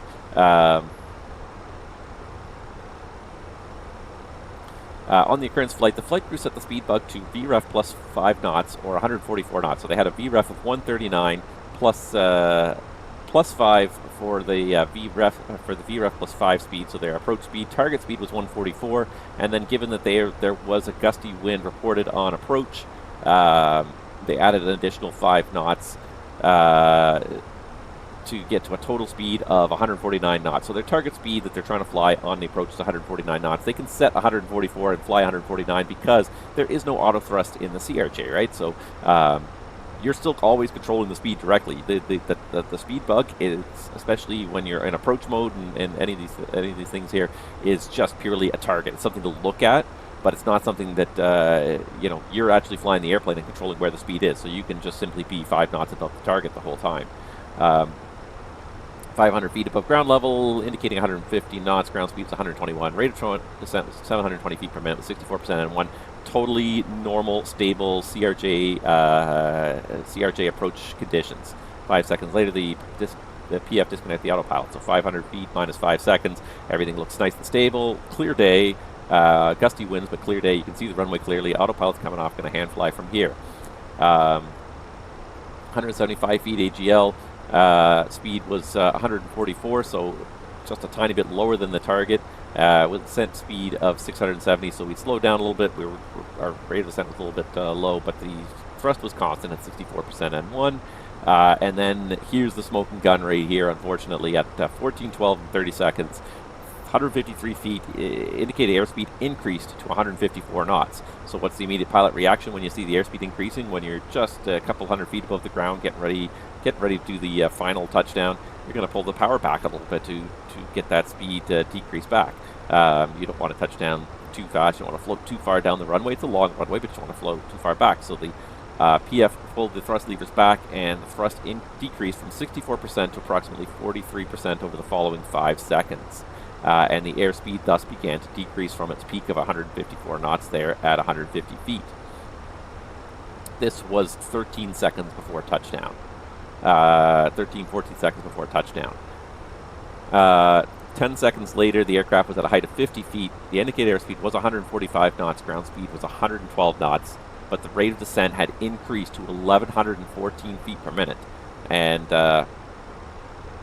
then the standard 50-foot call-out comes out, so 50, and then 1 second later, sync rate sounded because of the 1,114 foot per minute descent. Remained at about 1,100 feet per minute.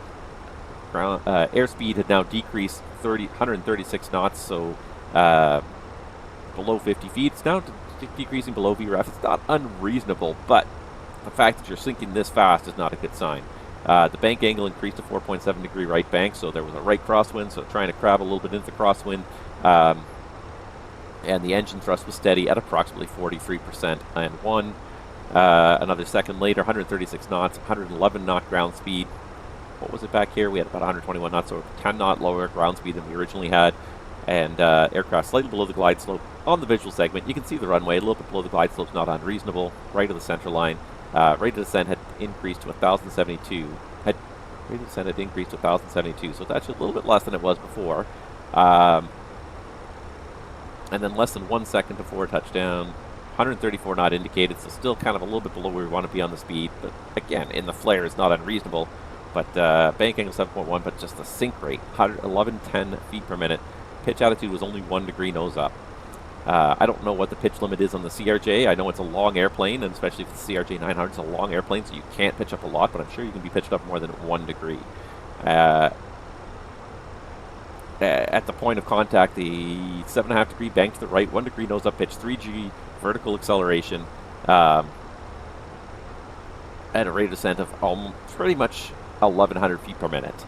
And at touchdown, the side stay for the right main landing gear fractured. The landing gear folded into the retracted position. The wing hit the ground. The wing root fractured and detached from the aircraft. And the aircraft then rolled and slid down the runway. And there was the end result, of course. With because the left wing was still attached to the airplane, it was still providing lift even at the low speed compared to the no lift coming from the detached wing. So it pulled the airplane right over until it was sliding along the ground and couldn't provide any more lift. So just to read the accident sequence, it seems like kind of the smoking gun of what happened was that the thrust was pulled to idle at 150 feet pretty much and was never put back in again, even though the speed did start to decrease. But and the speed didn't decrease that much. It was the loss of lift that the rate of descent increased. So I hate to second guess the pilots because I wasn't there and I don't know what they saw, but just to read the factual readouts from the CBR, 150 feet, get a gust, the wind suddenly pops up, the speed pops up to 154, which is 5 knots over the targets, over the max target speed. So you got to pull the power back a little bit to get it back. Okay, that's fine. But at that point, the airplane kept on moving forward at a reasonable rate of speed, but the aircraft started to descend quite quickly. It was about 13 seconds from the time you pull the power idle until the touchdown. That should have been enough time to put some power in, even briefly, just to cushion the touchdown. That's how you had to fly the Dash 8. Was you had to cushion the touchdown. You had to cushion the touchdown with power because it's a long airplane. So sometimes you had to add a little bit of power at the last moment just to cushion the touchdown. You couldn't pitch up that far. I'm not sure how much the CRJ is the same way, but it's definitely a possibility is to add a little bit of power for a short period of time. But yeah, there's the landing gear that fractured. So the attachment point completely broke off. The gear just completely folded in. The wing hit the ground as a result of the gear collapsing under the strain, and it also broke off under the strain. So, yeah. What's interesting is some of the other stuff that they're going to have to look at here, and they talked about it, areas of investigation. So, you know, as much as it is, it was a hard landing, and I believe the specification is that 600 feet per minute or greater is considered a hard landing in the CRJ, so they almost doubled the threshold for what's considered a hard landing in the CRJ. But still, even then, like, that's what the landing gear is designed to do. It's designed to take an impact, a brutal impact, repeatedly. So why did the impact fail? Why did the gear fail on this impact? Because it was a substantial impact. There's no doubt about that, and there's no doubt that pilot technique potentially was an issue here, unless something else happened in the flight deck. That pilot technique was a factor here, but still, I've been involved in some hard landings, and that the landing gear on most airplanes is designed to take a beating, and not that you want to put it through a beating regularly, but on occasion there will be these cases where something happened, the bottom fell out of the approach at the last second, and the airplane hits the runway hard. I've been in a couple of them. It shouldn't cause a gear collapse. So it's good to see that the TSB is going to be looking past this. Like, it is here on the list: landing techniques, hard landings, pilot training. But they're going to look at so much more in this, especially because this is a CRJ, so this is a Canadian-built, Canadian-certified airplane. So the TSB has to look at what Transport Canada has done here, and was everything sufficient? Was the design of the landing gear robust? Was the certification process that evaluated the landing gear and said, this is okay, was that a robust enough system, or do we need to perhaps review the way the certification is handled and the certification criteria? So they're going to look at them, they're going to do examinations of the wing structure and the landing gear to make sure that A, the criteria that was set was met by the landing gear, and B, was the criteria good enough to begin with, or do we need to perhaps reevaluate how wing attachment points, landing gear, what kind of stresses everything should be subjected to, because 3 Gs is not unreasonable for an aircraft landing. It's hard. That's a hard landing. By no means is that not a hard landing, but the aircraft should survive it. It should be it should be able to absorb that impact, maybe need an inspection, maybe even a repair, but it shouldn't break apart out of 3G touchdown. So was there perhaps a history of damage to any of these components? Was there a hard landing in the past that had maybe weakened these components and had been missed in an inspection as well? Is there any history there at all of any kind of damage or repairs? They're also going to look at the evacuation egress, because apparently some people did have problems removing their seatbelts, being that they found themselves suddenly upside down, basically resting on their seatbelt the whole time, making it a little bit more difficult. Also very disorienting to suddenly be upside down and be like, what, where, who, why, when? And then, of course, the evacuation of the pilots from the aircraft was very challenging, because the emergency hatch for the flight deck is on the roof. It's on the ceiling of the flight deck, so the flight deck door jammed, so they tried to get out the roof, but because the airplane was resting on the roof, the door could only open a very small amount, and they needed the assistance from some of the, I can't remember if it was passengers or IRFF,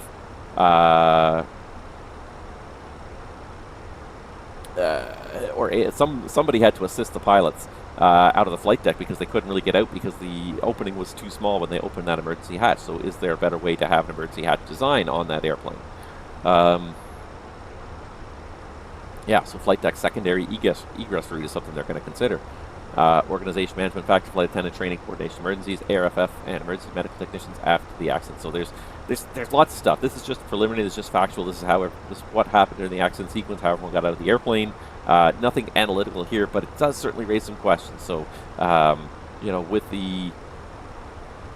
with the technique, what's being taught in the airplane are the procedures being taught safely? These CRJs have landed probably a million times in the last 20-25 years without an incident like this. So what was different this time that made this different? So definitely interesting. I hate to throw the crew under the bus, because I don't know what was going on in the flight deck at that time, but certainly it does look like the smoking gun was the fact that the power was brought to idle at 150 feet and the airplane was just allowed to drift downwards at a much higher rate of descent than would be normal. Why? Well, that's something the TSB is going to have to determine as a course of their investigation.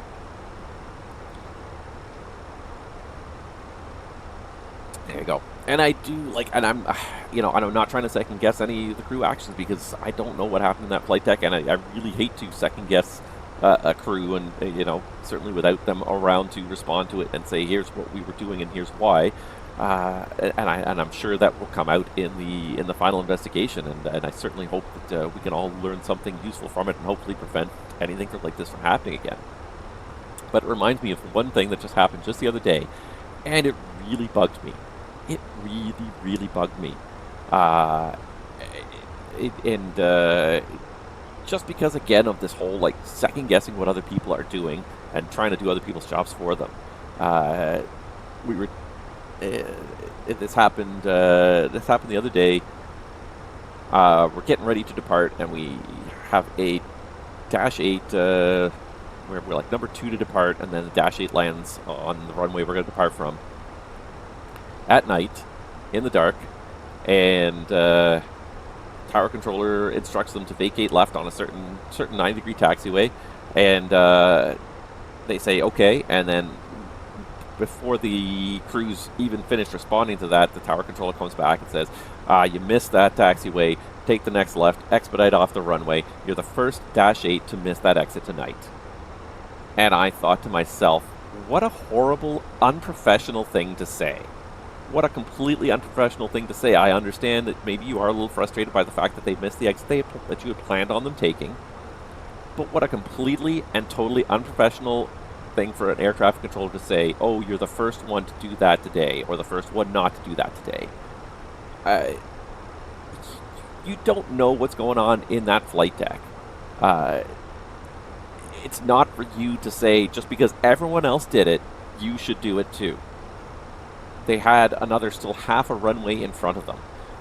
Just because they didn't make that first turnoff that you really want them to make does not necessarily mean that they did something wrong. And the sequence of communication was so quick. The crew did acknowledge. Most likely, if I was guessing, it's probably the first officer flying. I don't even know who's flying, but most likely it's the first officer responding on the radio and acknowledging the radio transmission without even having a chance to evaluate the contents of it, just repeating it back. Okay, yeah, we'll take that left turn on said taxiway and vacate the runway.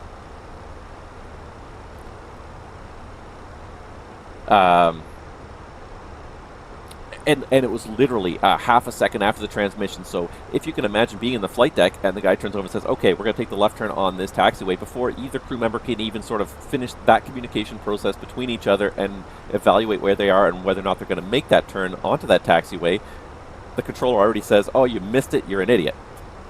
So it was obviously so close that it was required an instant reaction, and if it was an instant reaction, then they went sailing past it.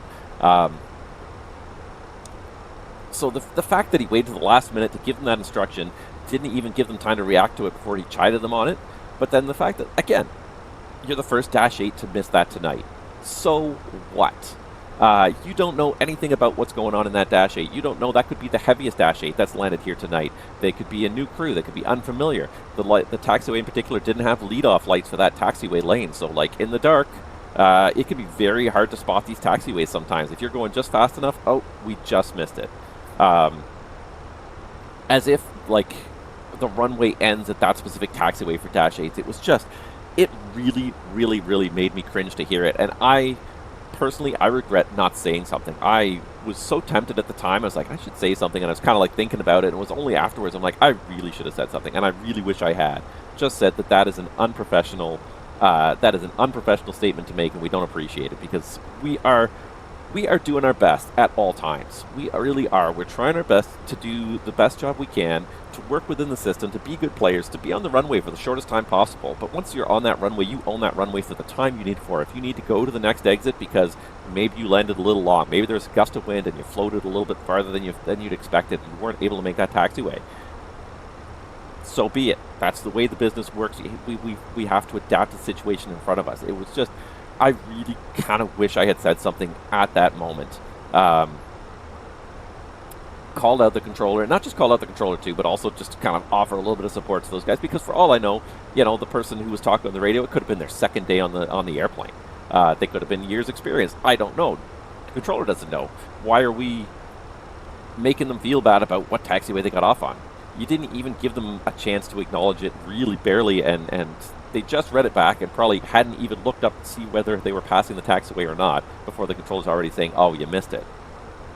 So it really, and it's a very confusing intersection too. There's a 90-degree taxiway, there's a 45-degree taxiway crossing the runway at almost the same spot, probably a bunch of yellow lines to look at in the dark. Not unsurprising that someone might miss it, but just that whole attitude, and it speaks volumes to this whole idea that we have to get stuff done now. We don't have to get stuff done now. The number one priority of this business is safety. I get that the controllers are sometimes stressed out, and at this particular airport, the controllers are chronically understaffed. And in this particular case, for whatever reason, they were back down to a single runway operation when there's normally two parallel runways available, so the arrivals and departs were happening on the same runway. But in this case, the situation as a whole, there was this one arrival and there were two departures. And that's it. Like, I had a quick look at the TCAS. I looked out the window because you could see definitely 10 miles final. There was nobody else on approach. So even though he missed the one taxiway and he's got a guy lining up on the runway for departure, there's no immediate pressure to him. It has to go now. There's definitely a moment that we could pause. So I think I want to say that he was frustrated just because it meant that things were not going quite as clockwork as they hoped on this busy single runway operation. But I feel like the controller's frustration was aimed in the wrong direction, because I empathize with the controller, because they are overworked at this airport. There's often two people working at this airport, so one guy's usually doing tower and ground, another guy's doing clearance delivery and the other ground. It's just like it's too much workload for one for one or two people. So there have been times where only one person's operating this entire major airport by themselves, because they're just so understaffed, and it's unfair to the controllers. It puts way more pressure on the controllers. So yeah, as much as I really resented that unprofessional comment, because it really, what's that going to do to the pilots the next time? And I'm hoping that they're smart, good pilots, and they'll say, you know what, that controller can go to hell. Because if he doesn't like the way we fly airplanes, then he probably shouldn't be a controller. But it's not his job to fly the airplanes, or it's not his job to tell us how to fly the airplanes. Our priority is to do the safest thing with what's in front of us. If I have to slam the brakes just to make the turn, just to make the controller happy, guess what? I'm not going to do it. I'm not going to do something unsafe just to make the controller happy. The controller's got to work around. He's got to allow enough room for normal operations and the occasional variation in that. Not everything's going to be perfect every time. Not every landing's going to be perfect. Not every takeoff's going to be perfect. Not everything's going to be perfect every time. There's got to be some allowance for some variations. If you're planning things that tightly, where if the guy misses one taxiway and that's it, it's thrown your whole operation out, you're planning it too tightly to begin with. Again, I sympathize with the controllers, because they're being handed this deck of cards that is stacked against them to begin with. They don't have enough people working there to effectively do the job, and so they're just picking up the pieces and trying to do the job, trying to make the best of what they've got when they're given a high workload and not enough resources to deal with it. So I feel I empathize with that, but like that attitude, just that statement, and the attitude that statement kind of encapsulates, is so much of kind of, I think, what's going wrong with aviation right now. This whole idea that, like, it's got to be safe, but we've also got to get the job done. We don't have to. There was another one, and I just read it this morning or last night, where there was a United captain who refused to depart, even though maintenance said it was okay to depart. They had an issue with the aircraft. They had like a leak in the lab or something like that, and maintenance came and fixed that. And then as they're taxiing out, they have an abnormally high oil pressure indication of one of the engines. And captain goes, it wasn't a very detailed article, but basically the gist of it was that maintenance came. They talked about it. They said it's acceptable to go with the oil pressure at that point, and the captain said no. The captain said something just doesn't feel right. I don't think it's going to be good, and until and what he told the passengers was that until I feel 100% confident in the safety of this airplane, we are not going flying. And I have to say that I was very, very gratified to hear that, as far as anyone could tell, every single passenger applauded the announcement and said, good, we will not go anywhere. If the captain doesn't think it's safe to go, the captain is questioning the safety of this airplane, we don't want to go either. Which is...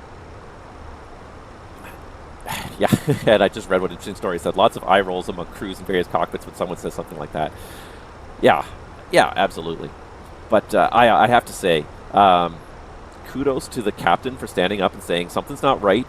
I don't believe this. I just, something's not right, because that's the job of the captain, and it's the hardest thing to do. It is the hardest thing you can ever learn to do as a manager, as a captain, is to say no. Is to say, this is not right, this is not working, this is not, we can't, something's not right here. And especially when you can't really point to it and say black and white, it's in the book, it says right here in the book, we can't do it in this case. When it's something that's gray, it's like, wow, it's within limits, it's considered acceptable.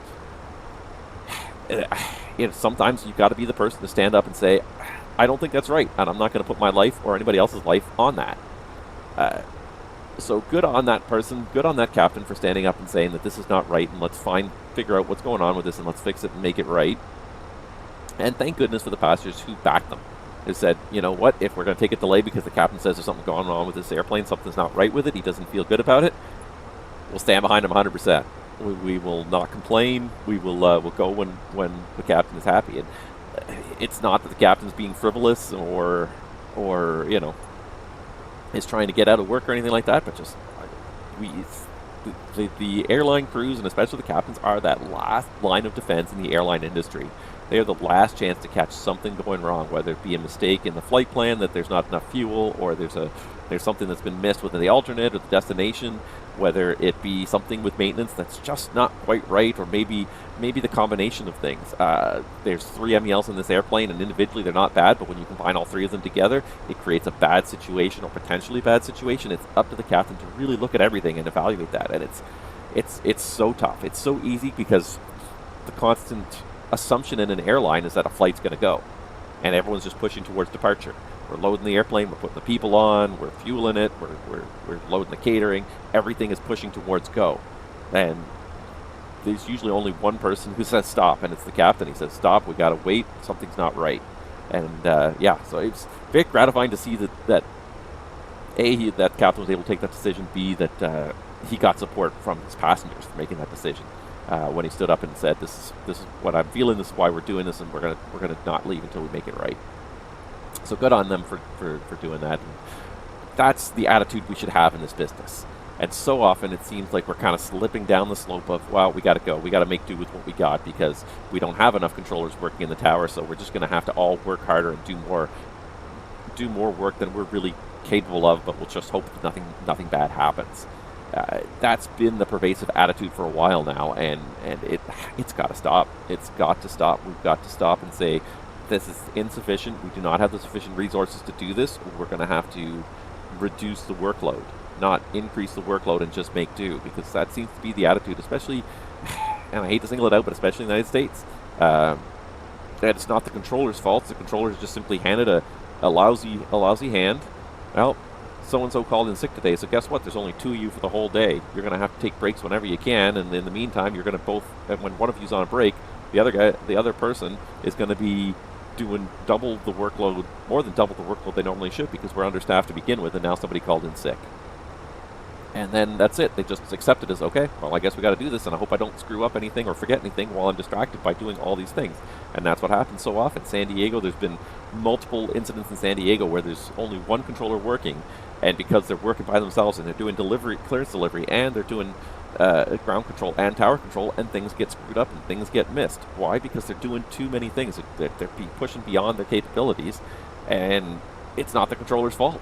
They're a human being like anybody else, but they're being asked to do more than they can. And rather than slow down the number of arrivals in San Diego or slow down the number of operations, it's just like, meh, it's fine. That person could just work harder. And while I always, I admire a can-do attitude, you have to recognize that human beings have limits. You can't just keep piling the workload on and hope to get the same good result out with no compromise in safety. It just doesn't work that way. All right, I can see our top of descent point coming into view there, 120 miles up ahead. It's a quick flight down to Jamaica here. We already flew past Cuba there. We're already on the south side of Cuba there.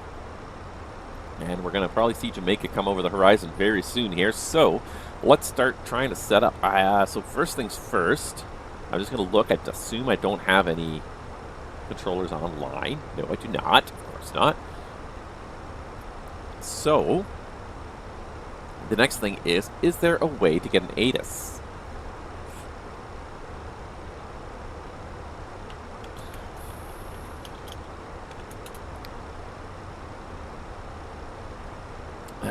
Let's see here. I don't think there's any way to get an ATIS. I don't think they have a digital ATIS system. I guess the one thing I could do is I could do this. Go here and just see, but I'm guessing they don't have a digital ATIS available. No real ATIS available. Okay. Well, it was worth a try. So METAR 050 at 14. So now it's out of the east. It was out of the west. Now it's out of the east. The other thing you can do, of course, is you can just look at FlightAware. And just see what other aircraft are doing, because obviously if other aircraft are doing it, it kind of is an indication of what's on the ATIS. So it looks like we're going to be in an east thing. I think it was 2007. I haven't been to Mobay before, so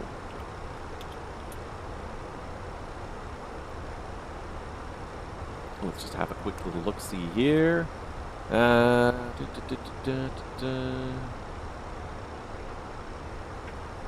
FlightAware says I have an ad blocker on, but I don't. I do have an ad blocker on, but I turn it off for FlightAware, but they still think it's on. So that's their problem.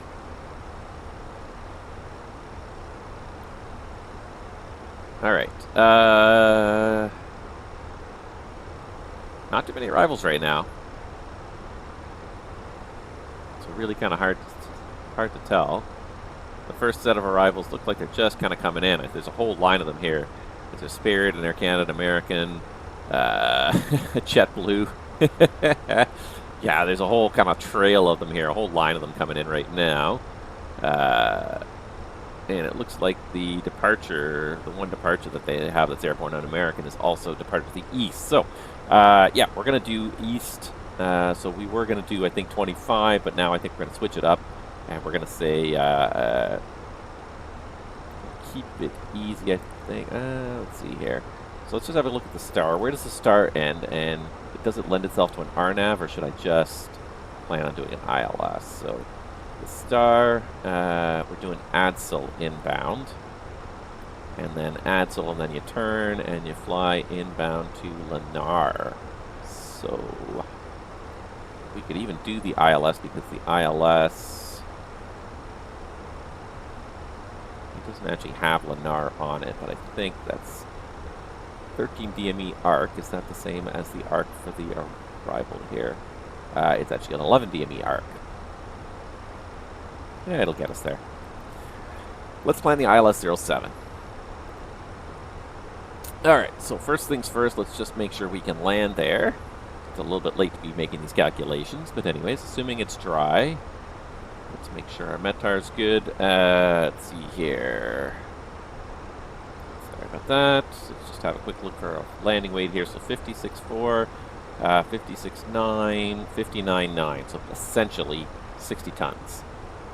I'll round it up just a little bit just to give us a little extra margin in case we get a shortcut. 60.2. Enter.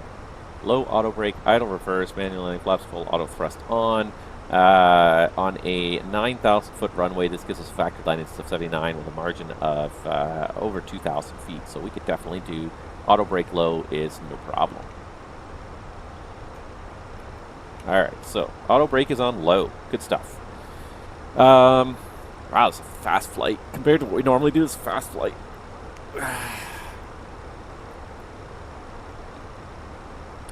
Okay, yeah, so let's change this up here in the box to be the ILS to runway 07.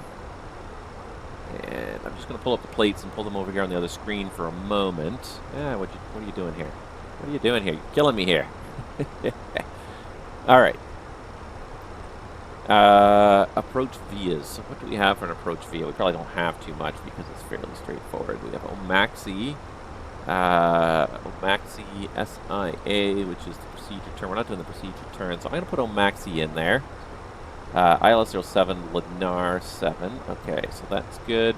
And then we're going to go through all the waypoints. I'm going to have this on the other screen here just to kind of see it. I could probably actually pull this over here. Because I can actually just advance it on my tablet so you guys can follow along what I'm checking over here. Alright, so it looks like ADSL, we go straight in until we're at 13 DME from SIA.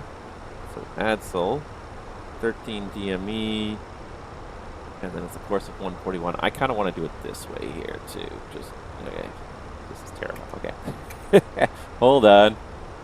Something like that. Wow, that looks terrible. What's going on over there? Okay. Let's zoom this out just another notch here. Okay, so we go from ADSL, we go inbound. And it's got like, it's just drawn like a ridiculously large arc. DME 321. Intercept a course of 141.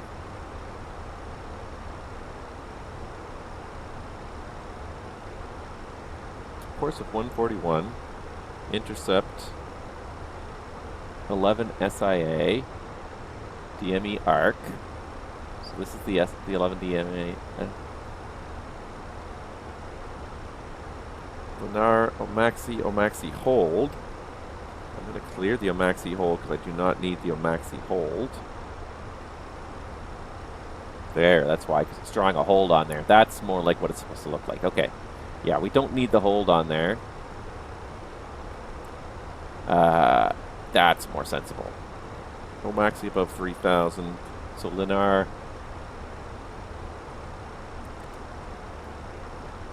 And Omaxi are almost co-located. So basically at that point we'll be just intercepting the ILS.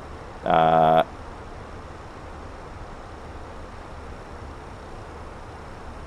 what am I trying to do here? And I need the ILS 07 up here as well. So north, the MSA is 2,800 feet, so we can be in descent to 2,800 feet on the north side. Is there a minimum altitude along here? 3,800. So we have to be down 3,800, 4,000 essentially to intercept final, and then at Omaxi, once we intercept final, we go down inbound from Omaxi. Turning inbound to Omaxi, we go down to 3,000, then for Anapa 1,850. Yeah, we can do that.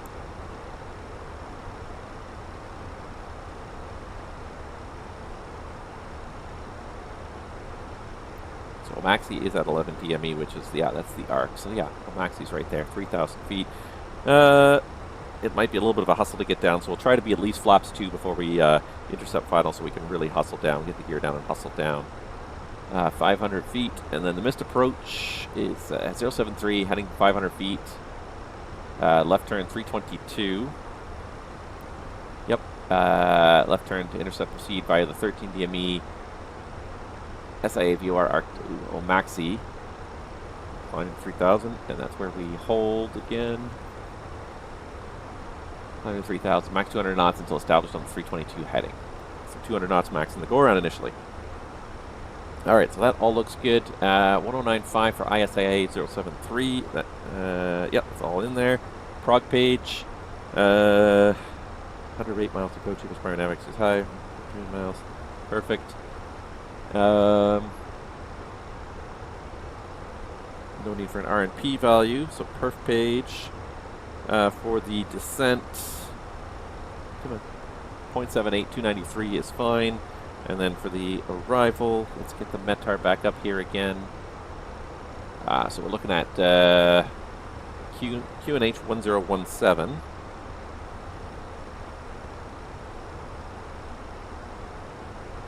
Temperature of 28 degrees. Nice. 050 at 14. 28 degrees.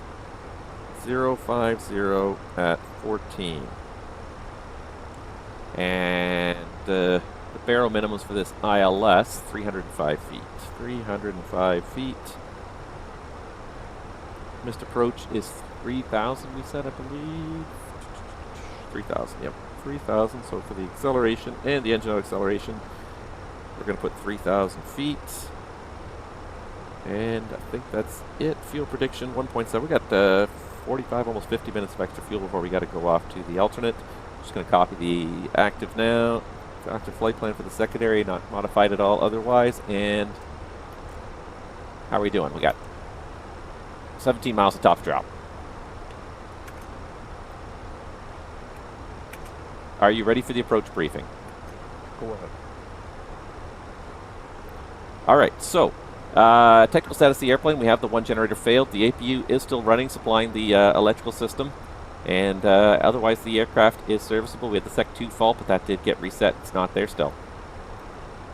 No TAMs for the arrival. I should probably actually check that before I set up the whole arrival here. Airport briefing, useless. But anyways, we're going to look at it.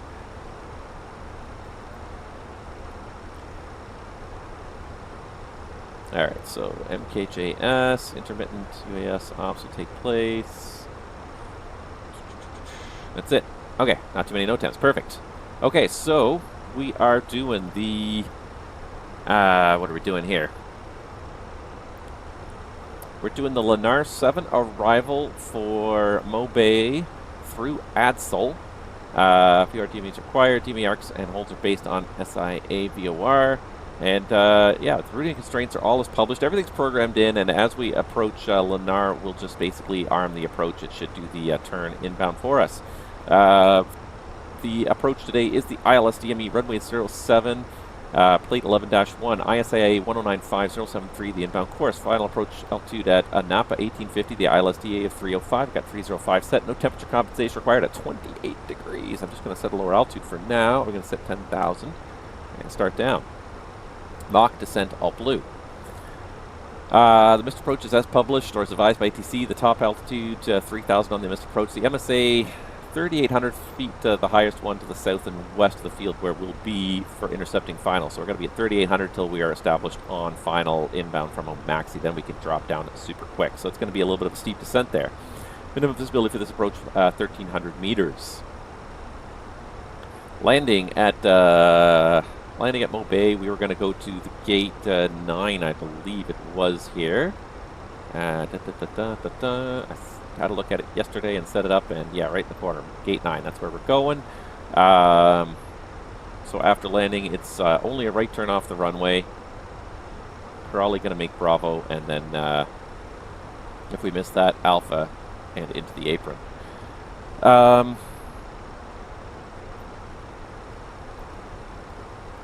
Yeah, approach configuration, managed approach to a manual landing, localized low coupled approach, clear for the approach, will arm the approach mode, the second autopilot, the anti-ice will be off for this approach, auto brake I've got low, it'll be reverse max initially, back off the reverse once we start decelerating, config full for landing, autopilot come off when landing in sight, runways assured, no traffic ahead. That's all I can think of right now. In the box we've got RadNav is auto-tuned. Fuel prediction does show again 1.7 extra, 51 minutes, 45 easily before we have to start making some decisions about whether to go to the alternate or not. And secondary is just got the same, it's just got the primary recopied. We can modify it as we see fit. That's all I got. Comments, questions, threats? Any questions? No questions. Alright, so first things first, I just need to find if there's a CTAF for Mo Bay, 1875.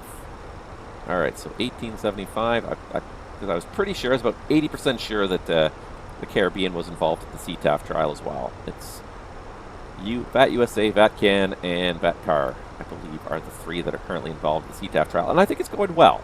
I have to say, I think the CTAF trial is going well. Okay, so did that. The other thing I need to do is just make sure I set up this guy for arrival 2. So good, runway's dry, APU after landing, yes. Yes. ILS approach, threats, terrain to the south of the field. Auto land, no. Final sector, no. FO EFIS is yes. And Mindicel altitude is 305. Airport elevation is, we'll say 5.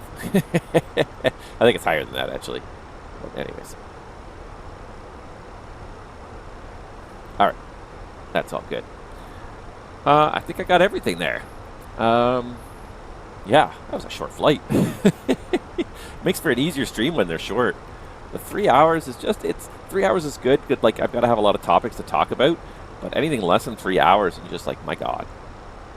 So the other thing I was going to talk about, and I think I have just enough time to do it here, is this graphic, which I'm not sure if you guys have seen this, but if you haven't seen this graphic here is just a little bit mind-blowing when you start to really kind of crunch it down here. So if you didn't see this, I think this was about 2 weeks ago, the NTSB did a press briefing where they released their preliminary report on the mid-air collision between the CRJ and the helicopter just on the east side of DCA here.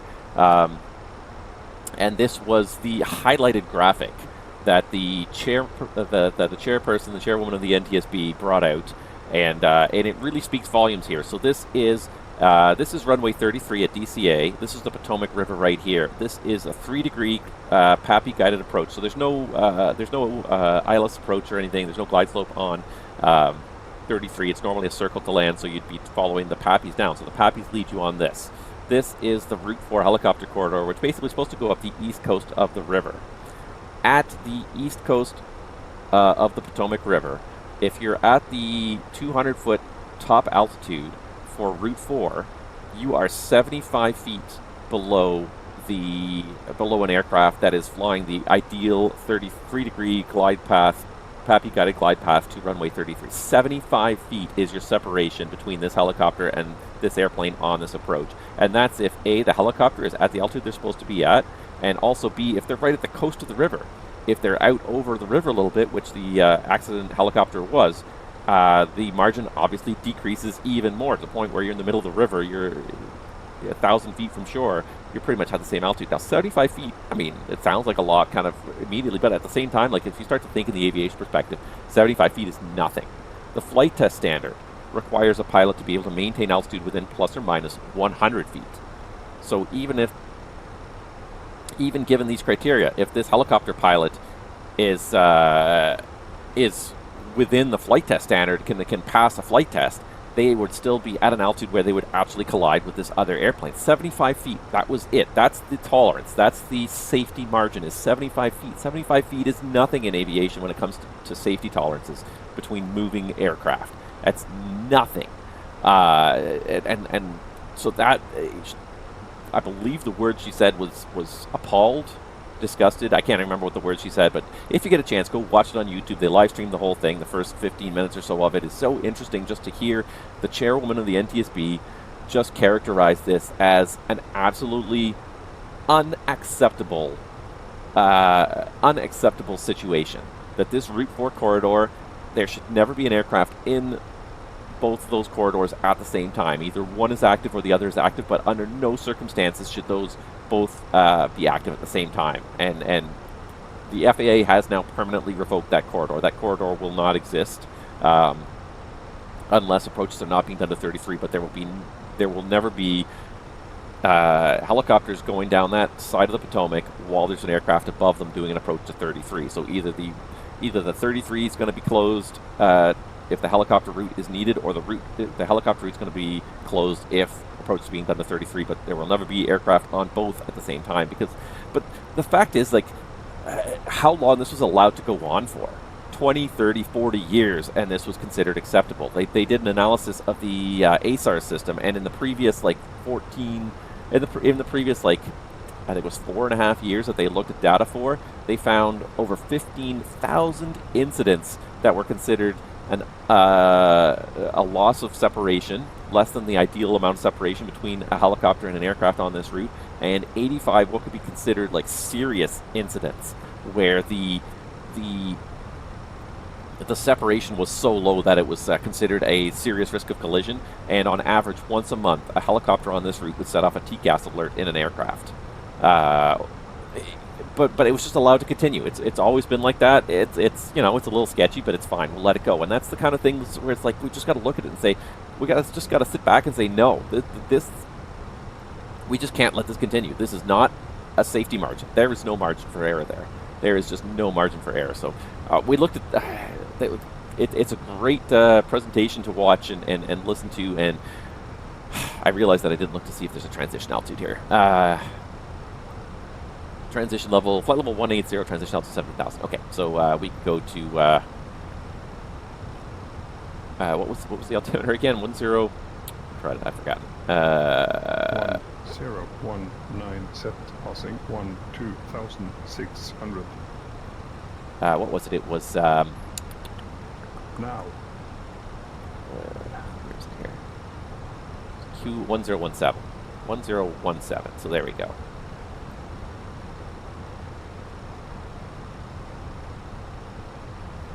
Anyways, it's the kind of thing that just sort of went on for so long, everyone just sort of stopped paying attention to it, but there were so many flags.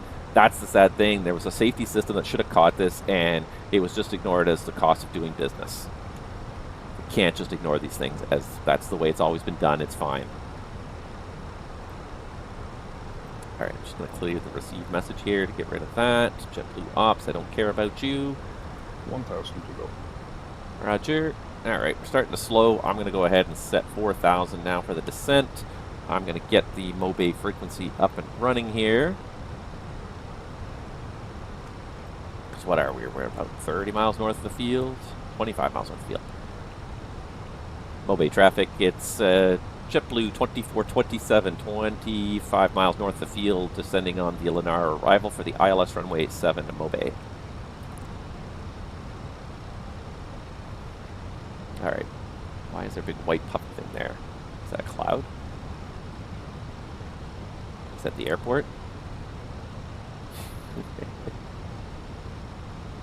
Because I did visit the airport yesterday to have a kind of a look at it, a preview of it, and it seemed like a pretty good detailed airport. I just have the bespoke airport. I just have the MSFS Caribbean World Update with their airport, but it seemed like a pretty nice airport. Like, it seemed reasonably detailed. I could have spent some money on a payware, but I said, it seems reasonable.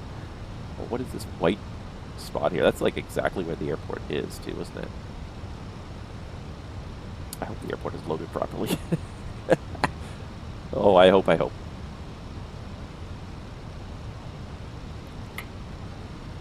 Approach checklist. Approach checklist. Follow ref. 1017 set. 1017 set. Seatbelts. On. Minimum. 305 feet set. Auto brake. Low armed. Engine mode select. Normal. Approach checklist completed.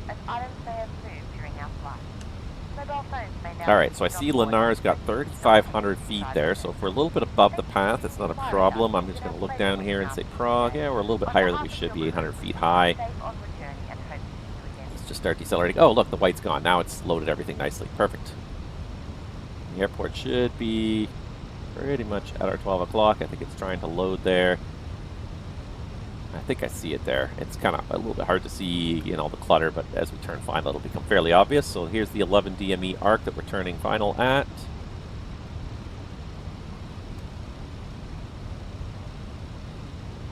Trying to get back on path here. So our deceleration didn't quite go as well as we had hoped, but that's okay. We'll get there. We'll get there. We're still going to level off at 4,000 feet.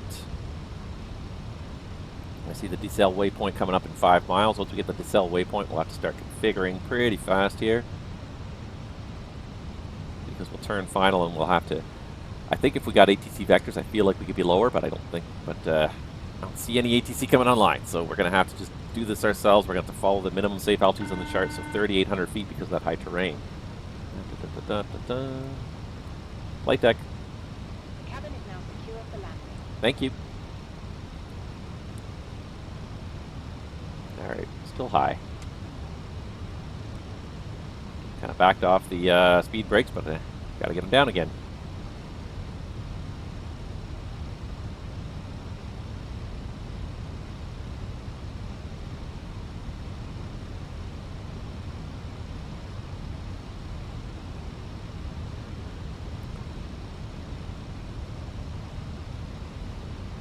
Yeah, there's definitely a few higher hills out here that we definitely don't want to hit.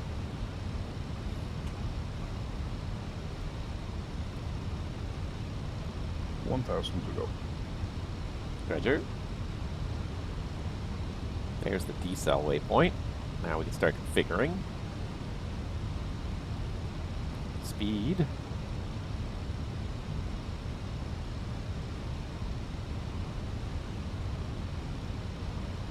There we go. 5 miles. Alt star, we're going to be 5 miles level. We'll definitely be able to lose speed pretty quickly here.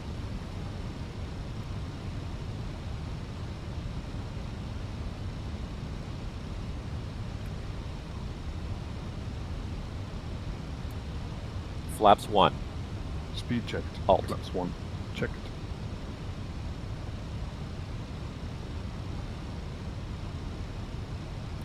Alright, no change status. I'll remove the status.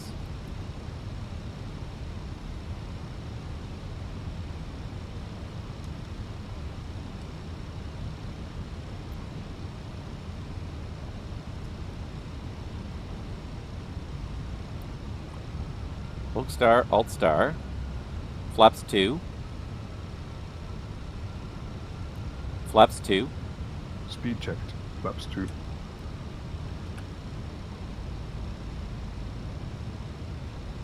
Speed selected 180. 3,000 feet is set. Thrust idle. Open descent. Alt blue. Gear down. Landing check. Gear down. Gear down.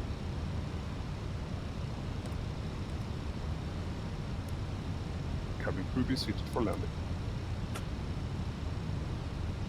All right, there we go. We got the glide slope star. The missed approach altitude 3,000 feet is set. Got the speed back to managed again. 500. Radar altimeter alive. Beauty, beauty. It was a little tight, but we got her done. No problem. Just working a little hard to chase the glide slope. I don't think we would have gotten it done without the gear. And we still have the speed brakes out. Let's get the speed brakes in now. That's good enough. Now that we're on the slope, glide slope, loc. Now we're okay. It was just kind of like that sharp descent down from 4 to 3 to make sure we got on the glide slope, but now we're on the glide slope. But even so, she does not want to slow down here. She really does not. Got some winds coming off those hills, I guess. There we go. We're starting to get the speed bleeding off here. Flaps 3. Speed checked. Flaps 3. Need that extra drag. She just doesn't want to slow down here. Crazy.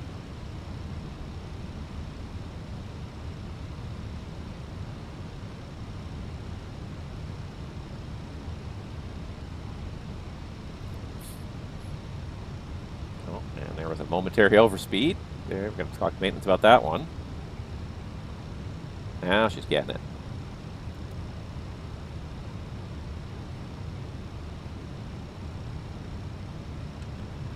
Flaps full.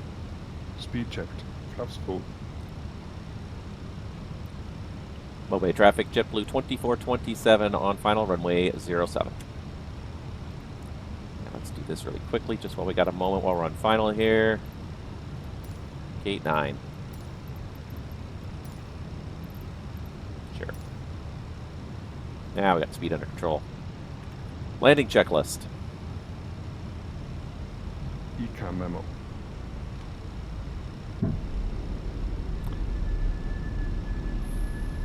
So you know what I never did, that's funny, was I never actually put the gear down, because I have to do it because I have a hardwired to control column even when I tell him to do it. I told him to do it and it never happened. That's why we didn't slow down. Jesus. No blue. Landing no blue. Landing no blue. Landing checklist complete. That's, that gets me every once in a while when I'm doing an FS2 crew. Every once in a while that gets me. 1000. That's why it wasn't going slow. We had the flaps, but we did not have the gear. 1000. Because it's hardwired, and like, he'll try to put it down, but because it's hardwired in my controls, it just doesn't go down. Alright, autopilot's coming off. Cat 1. Looking like a nice day.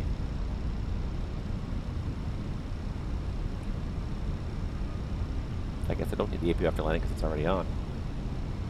Hopefully he doesn't turn it off.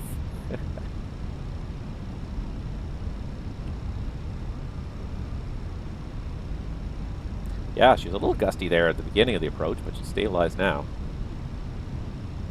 500. Stable. Slightly low on the slope, trying to correct. There we go. Nice. And there's one weird thing on the hills. Above. Roger, land. If you look to the right of the airport there, I noticed there is one weird geographic glitch there. This giant tall hill there. Minimums. Continue.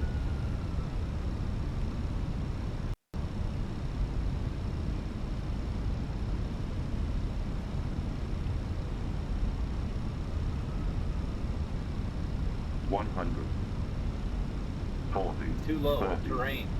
20, retard. 5.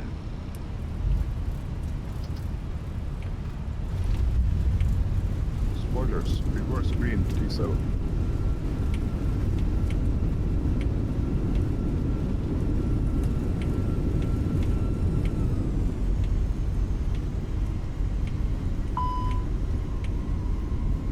knots. Manual brakes. Yeah, right over behind the airport here. There's a weird little geographic glitch, and like the airport I think is higher than it should be. They built like a little plateau in the scenery. The scenery looks nice, but they built the airport in a little plateau, so it looks a little weird when you're approaching it. Once you're on it, it's fine because you don't notice it, but just as you're approaching it, it's a little weird.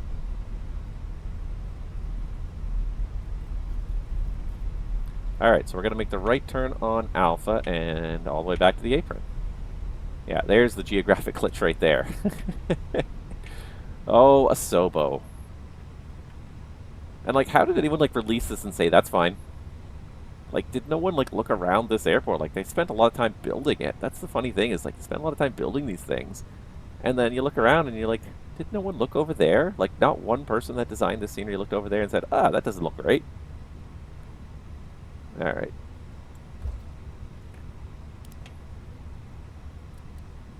Elect Gen 2 off. That's fine. Mobay traffic. JetBlue 2427 is clear of the clear of the runway, taxiing to the apron. Alright. We can go ahead and clear that elect because that's just the MEL. Remove the status from that, and that's good. And he did not turn off the APU, at least. He tried to start it again, but at least he didn't turn it off. Oh, man. Anywho. There we go. That was a pretty nice flight. That was actually a nice length flight. Like, I kind of wish we had shorter flights a little more often at JetBlue, and that's kind of what I'm hoping when we go to Europe, is that we'll have a mix. I don't mind some long flights here and there because they're great for talking about stuff and things, but some short flights here and there are great as well, just because it's almost nice to do a turnaround. Like, it's been such a short flight. Really? Double control towers? Really? Oh, son of a bugger. I didn't notice that yesterday. I was looking at it. But yeah, I would love to do like a turn, like go somewhere and come back in a day in a stream. I think that's fun, is showing the turnaround, trying to do a turnaround in real time. I always think that's interesting. So I would love to try and do that, but yeah, I feel like JetBlue is just, none of them were short enough. We definitely did that a couple times in the CRJ. We would have like a 30-45 minute flight out and a 30-45 minute flight back. And we could do that in the CRJ, and we could do it in the Airbus. Some airlines do it. So I'm hoping when we go to Europe, we'll have a few flights like that here and there, where we'll have some longer flights, some 2 or 3 hour flights, but we'll also have a couple of short ones. We won't have much time to talk about stuff, but it'll just be fun to kind of do the busy, like right from one end to the other kind of flight. All right. Let's just make sure the taxi lights are off here. The weather radar is off. The accumulator is good, and the anti-ice is off. Right in the corner here, gate 9. And I think I see my marshaller down there at the far end. Beauty, beauty. See, it's not a bad-looking airport scenery in certain ways. It's not the best by any means. I didn't pay anything for it. It's included with MSFS, so fine. But like, why is there double control towers? Why is there a giant thing on top of a hill over there? Every once in a while, Sobo, you got to work on your quality control. DFW is another one. DFW is just terrible. It's a bespoke airport, but it's just in terrible condition, and nobody wants to improve it. Oh, didn't quite make it. Just a little farther. There we go. That's good enough.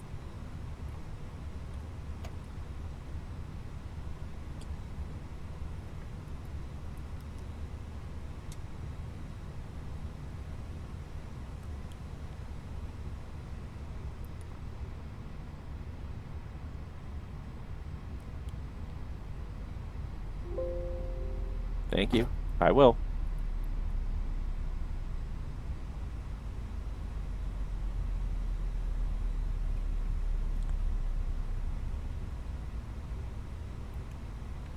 After landing checklist. Radar and predictive wind shear system. Off. After landing checklist completed. Parking checklist. Parking brake workshops. Set. Engines. Off. Wing lights. Off. Fuel pumps.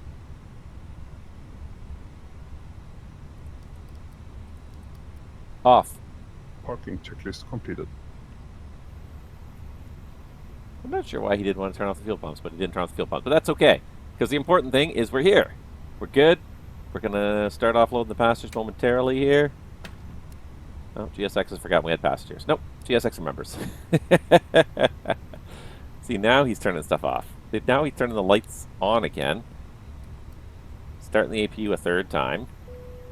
Gotta put the external power on before this guy shuts the APU on. Anyways, Anyways, we're here. Very good. That was a nice flight. That was really, really quick. I'm so used to kind of like dragging for at least an extra hour. That was very quick. I barely had time to talk about the stuff I wanted to talk about before it was done. But yeah, so here we go. We'll submit this flight, and then we have one flight left. One and one? No, just one. Just one flight left. We've got to go back to Kennedy. So the last flight here in our schedule, and it's going to pop up here momentarily, is Mobay all the way back to Kennedy. That's going to be a long slog. Ironically enough, right after the short one, we get the longest one of the whole season, and it's a, let's see here, 3 hour and 51-minute flight. That's going to be a long stream. It is what it is. I'll do them in real time. That's what I've done for all these streams. 13 seasons, probably a couple hundred hours now, 150 hours probably. Whatever's in my logbook here anyways. But yeah, like 150 hours of flying time. So 98. What did they not like this? What was the approach again?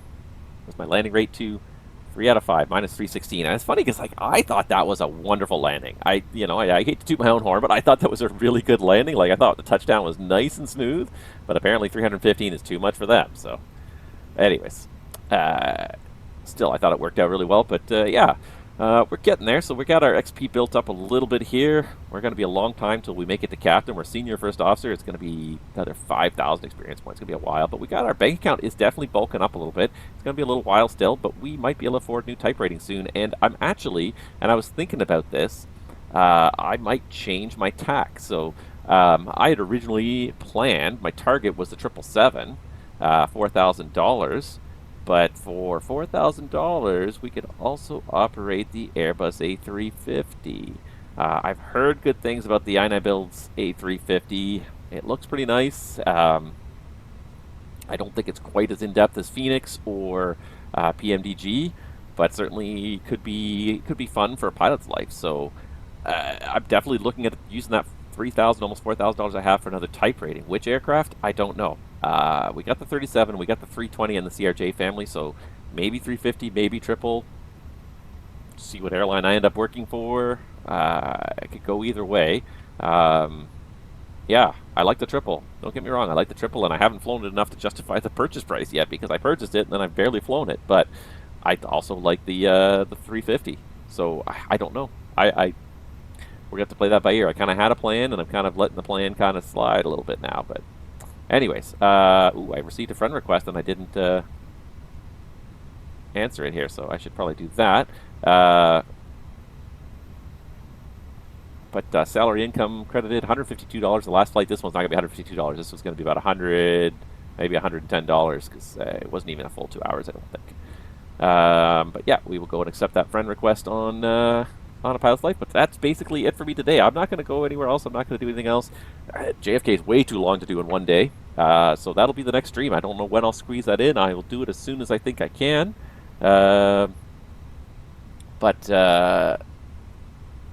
Yeah, I'm a little bit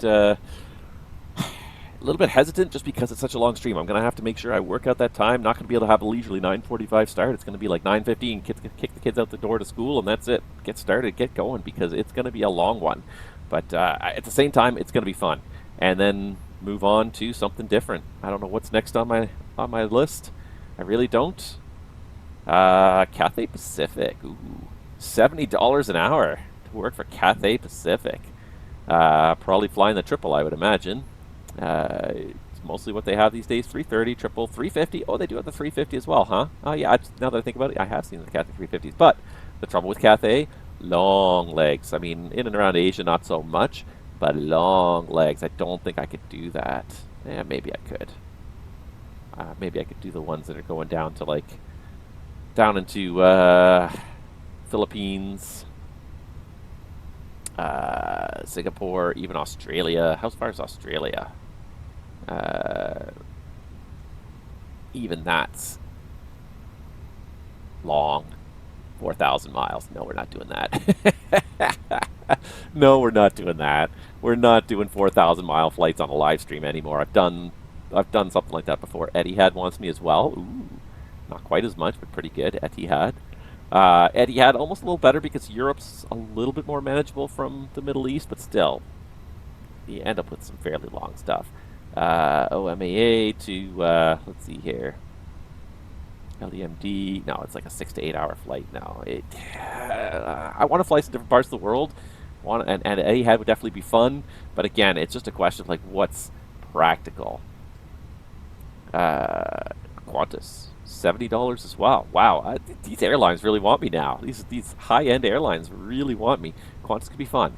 I don't have any scenery in Australia either. But again, for the short range around Australia, what do they fly here? So for short range stuff, what are we looking at? 321, I could do 321. 737-400, probably not going to do that, but 738, oh no, 738 is the dominant type there. Okay, 738 mostly, that's fine. I could fly the 738 around Australia for a little while. Mix in a 321 once in a while. I wouldn't do the long haul stuff, but definitely the short to medium haul, that'd be fine. I wish you could sort by, oh, you can sort, yeah, there we go. Yeah, there's definitely quite a few reasonable length flights there for the 37, a couple hundred miles. We could do that. I kind of had my heart set on Europe, but maybe Australia might be fun too. Anyways, neither here nor there. The possibilities are just overwhelming at this point. But we'll have to think about it. We'll really have to think about it. I'll gladly take some input. If you're not in my Discord, go in my Discord because I will probably have a discussion there. The other thing I started thinking about was the Discord's a little bit passive, and I was looking for something a little more active as a notification system, so I did sign up for Blue Sky. I am Captain Nabs on Blue Sky as well now, so if anybody's interested in following me on there, I might try to post my streams in advance. I didn't post this one because I completely forgot it existed. I signed up and I did one post just to sort of see that it worked. But I might start using that, you know, in lieu of something, another social media outlet. And again, it's mostly just to sort of notify people when the streams are happening because Discord is not the best system for that either. But I'm not on Twitch, never will be. I mean, I'm not on Twitch. I mean, I'm not on Twitter, and I never will be. Yeah, Facebook, never. Yeah, YouTube's pretty much it. Anywho, regardless. Thank you guys for watching. I appreciate it. I think I'm going to wrap it up there. Definitely some stuff to think about for the next legs of a pilot's life because there's definitely some good airlines that are interested in me. I could definitely get a good salary at some of them here. So we'll have to see what is going to be an offer to me and what looks good. And I'm going to have a really long, good, hard look at this because I think Europe's the next target. I think Europe will be fun for a little while, maybe a couple of seasons in Europe. And then, yeah, who knows? Maybe we'll move to Australia or even the Middle East or Asia, somewhere. Who knows? Haven't decided yet.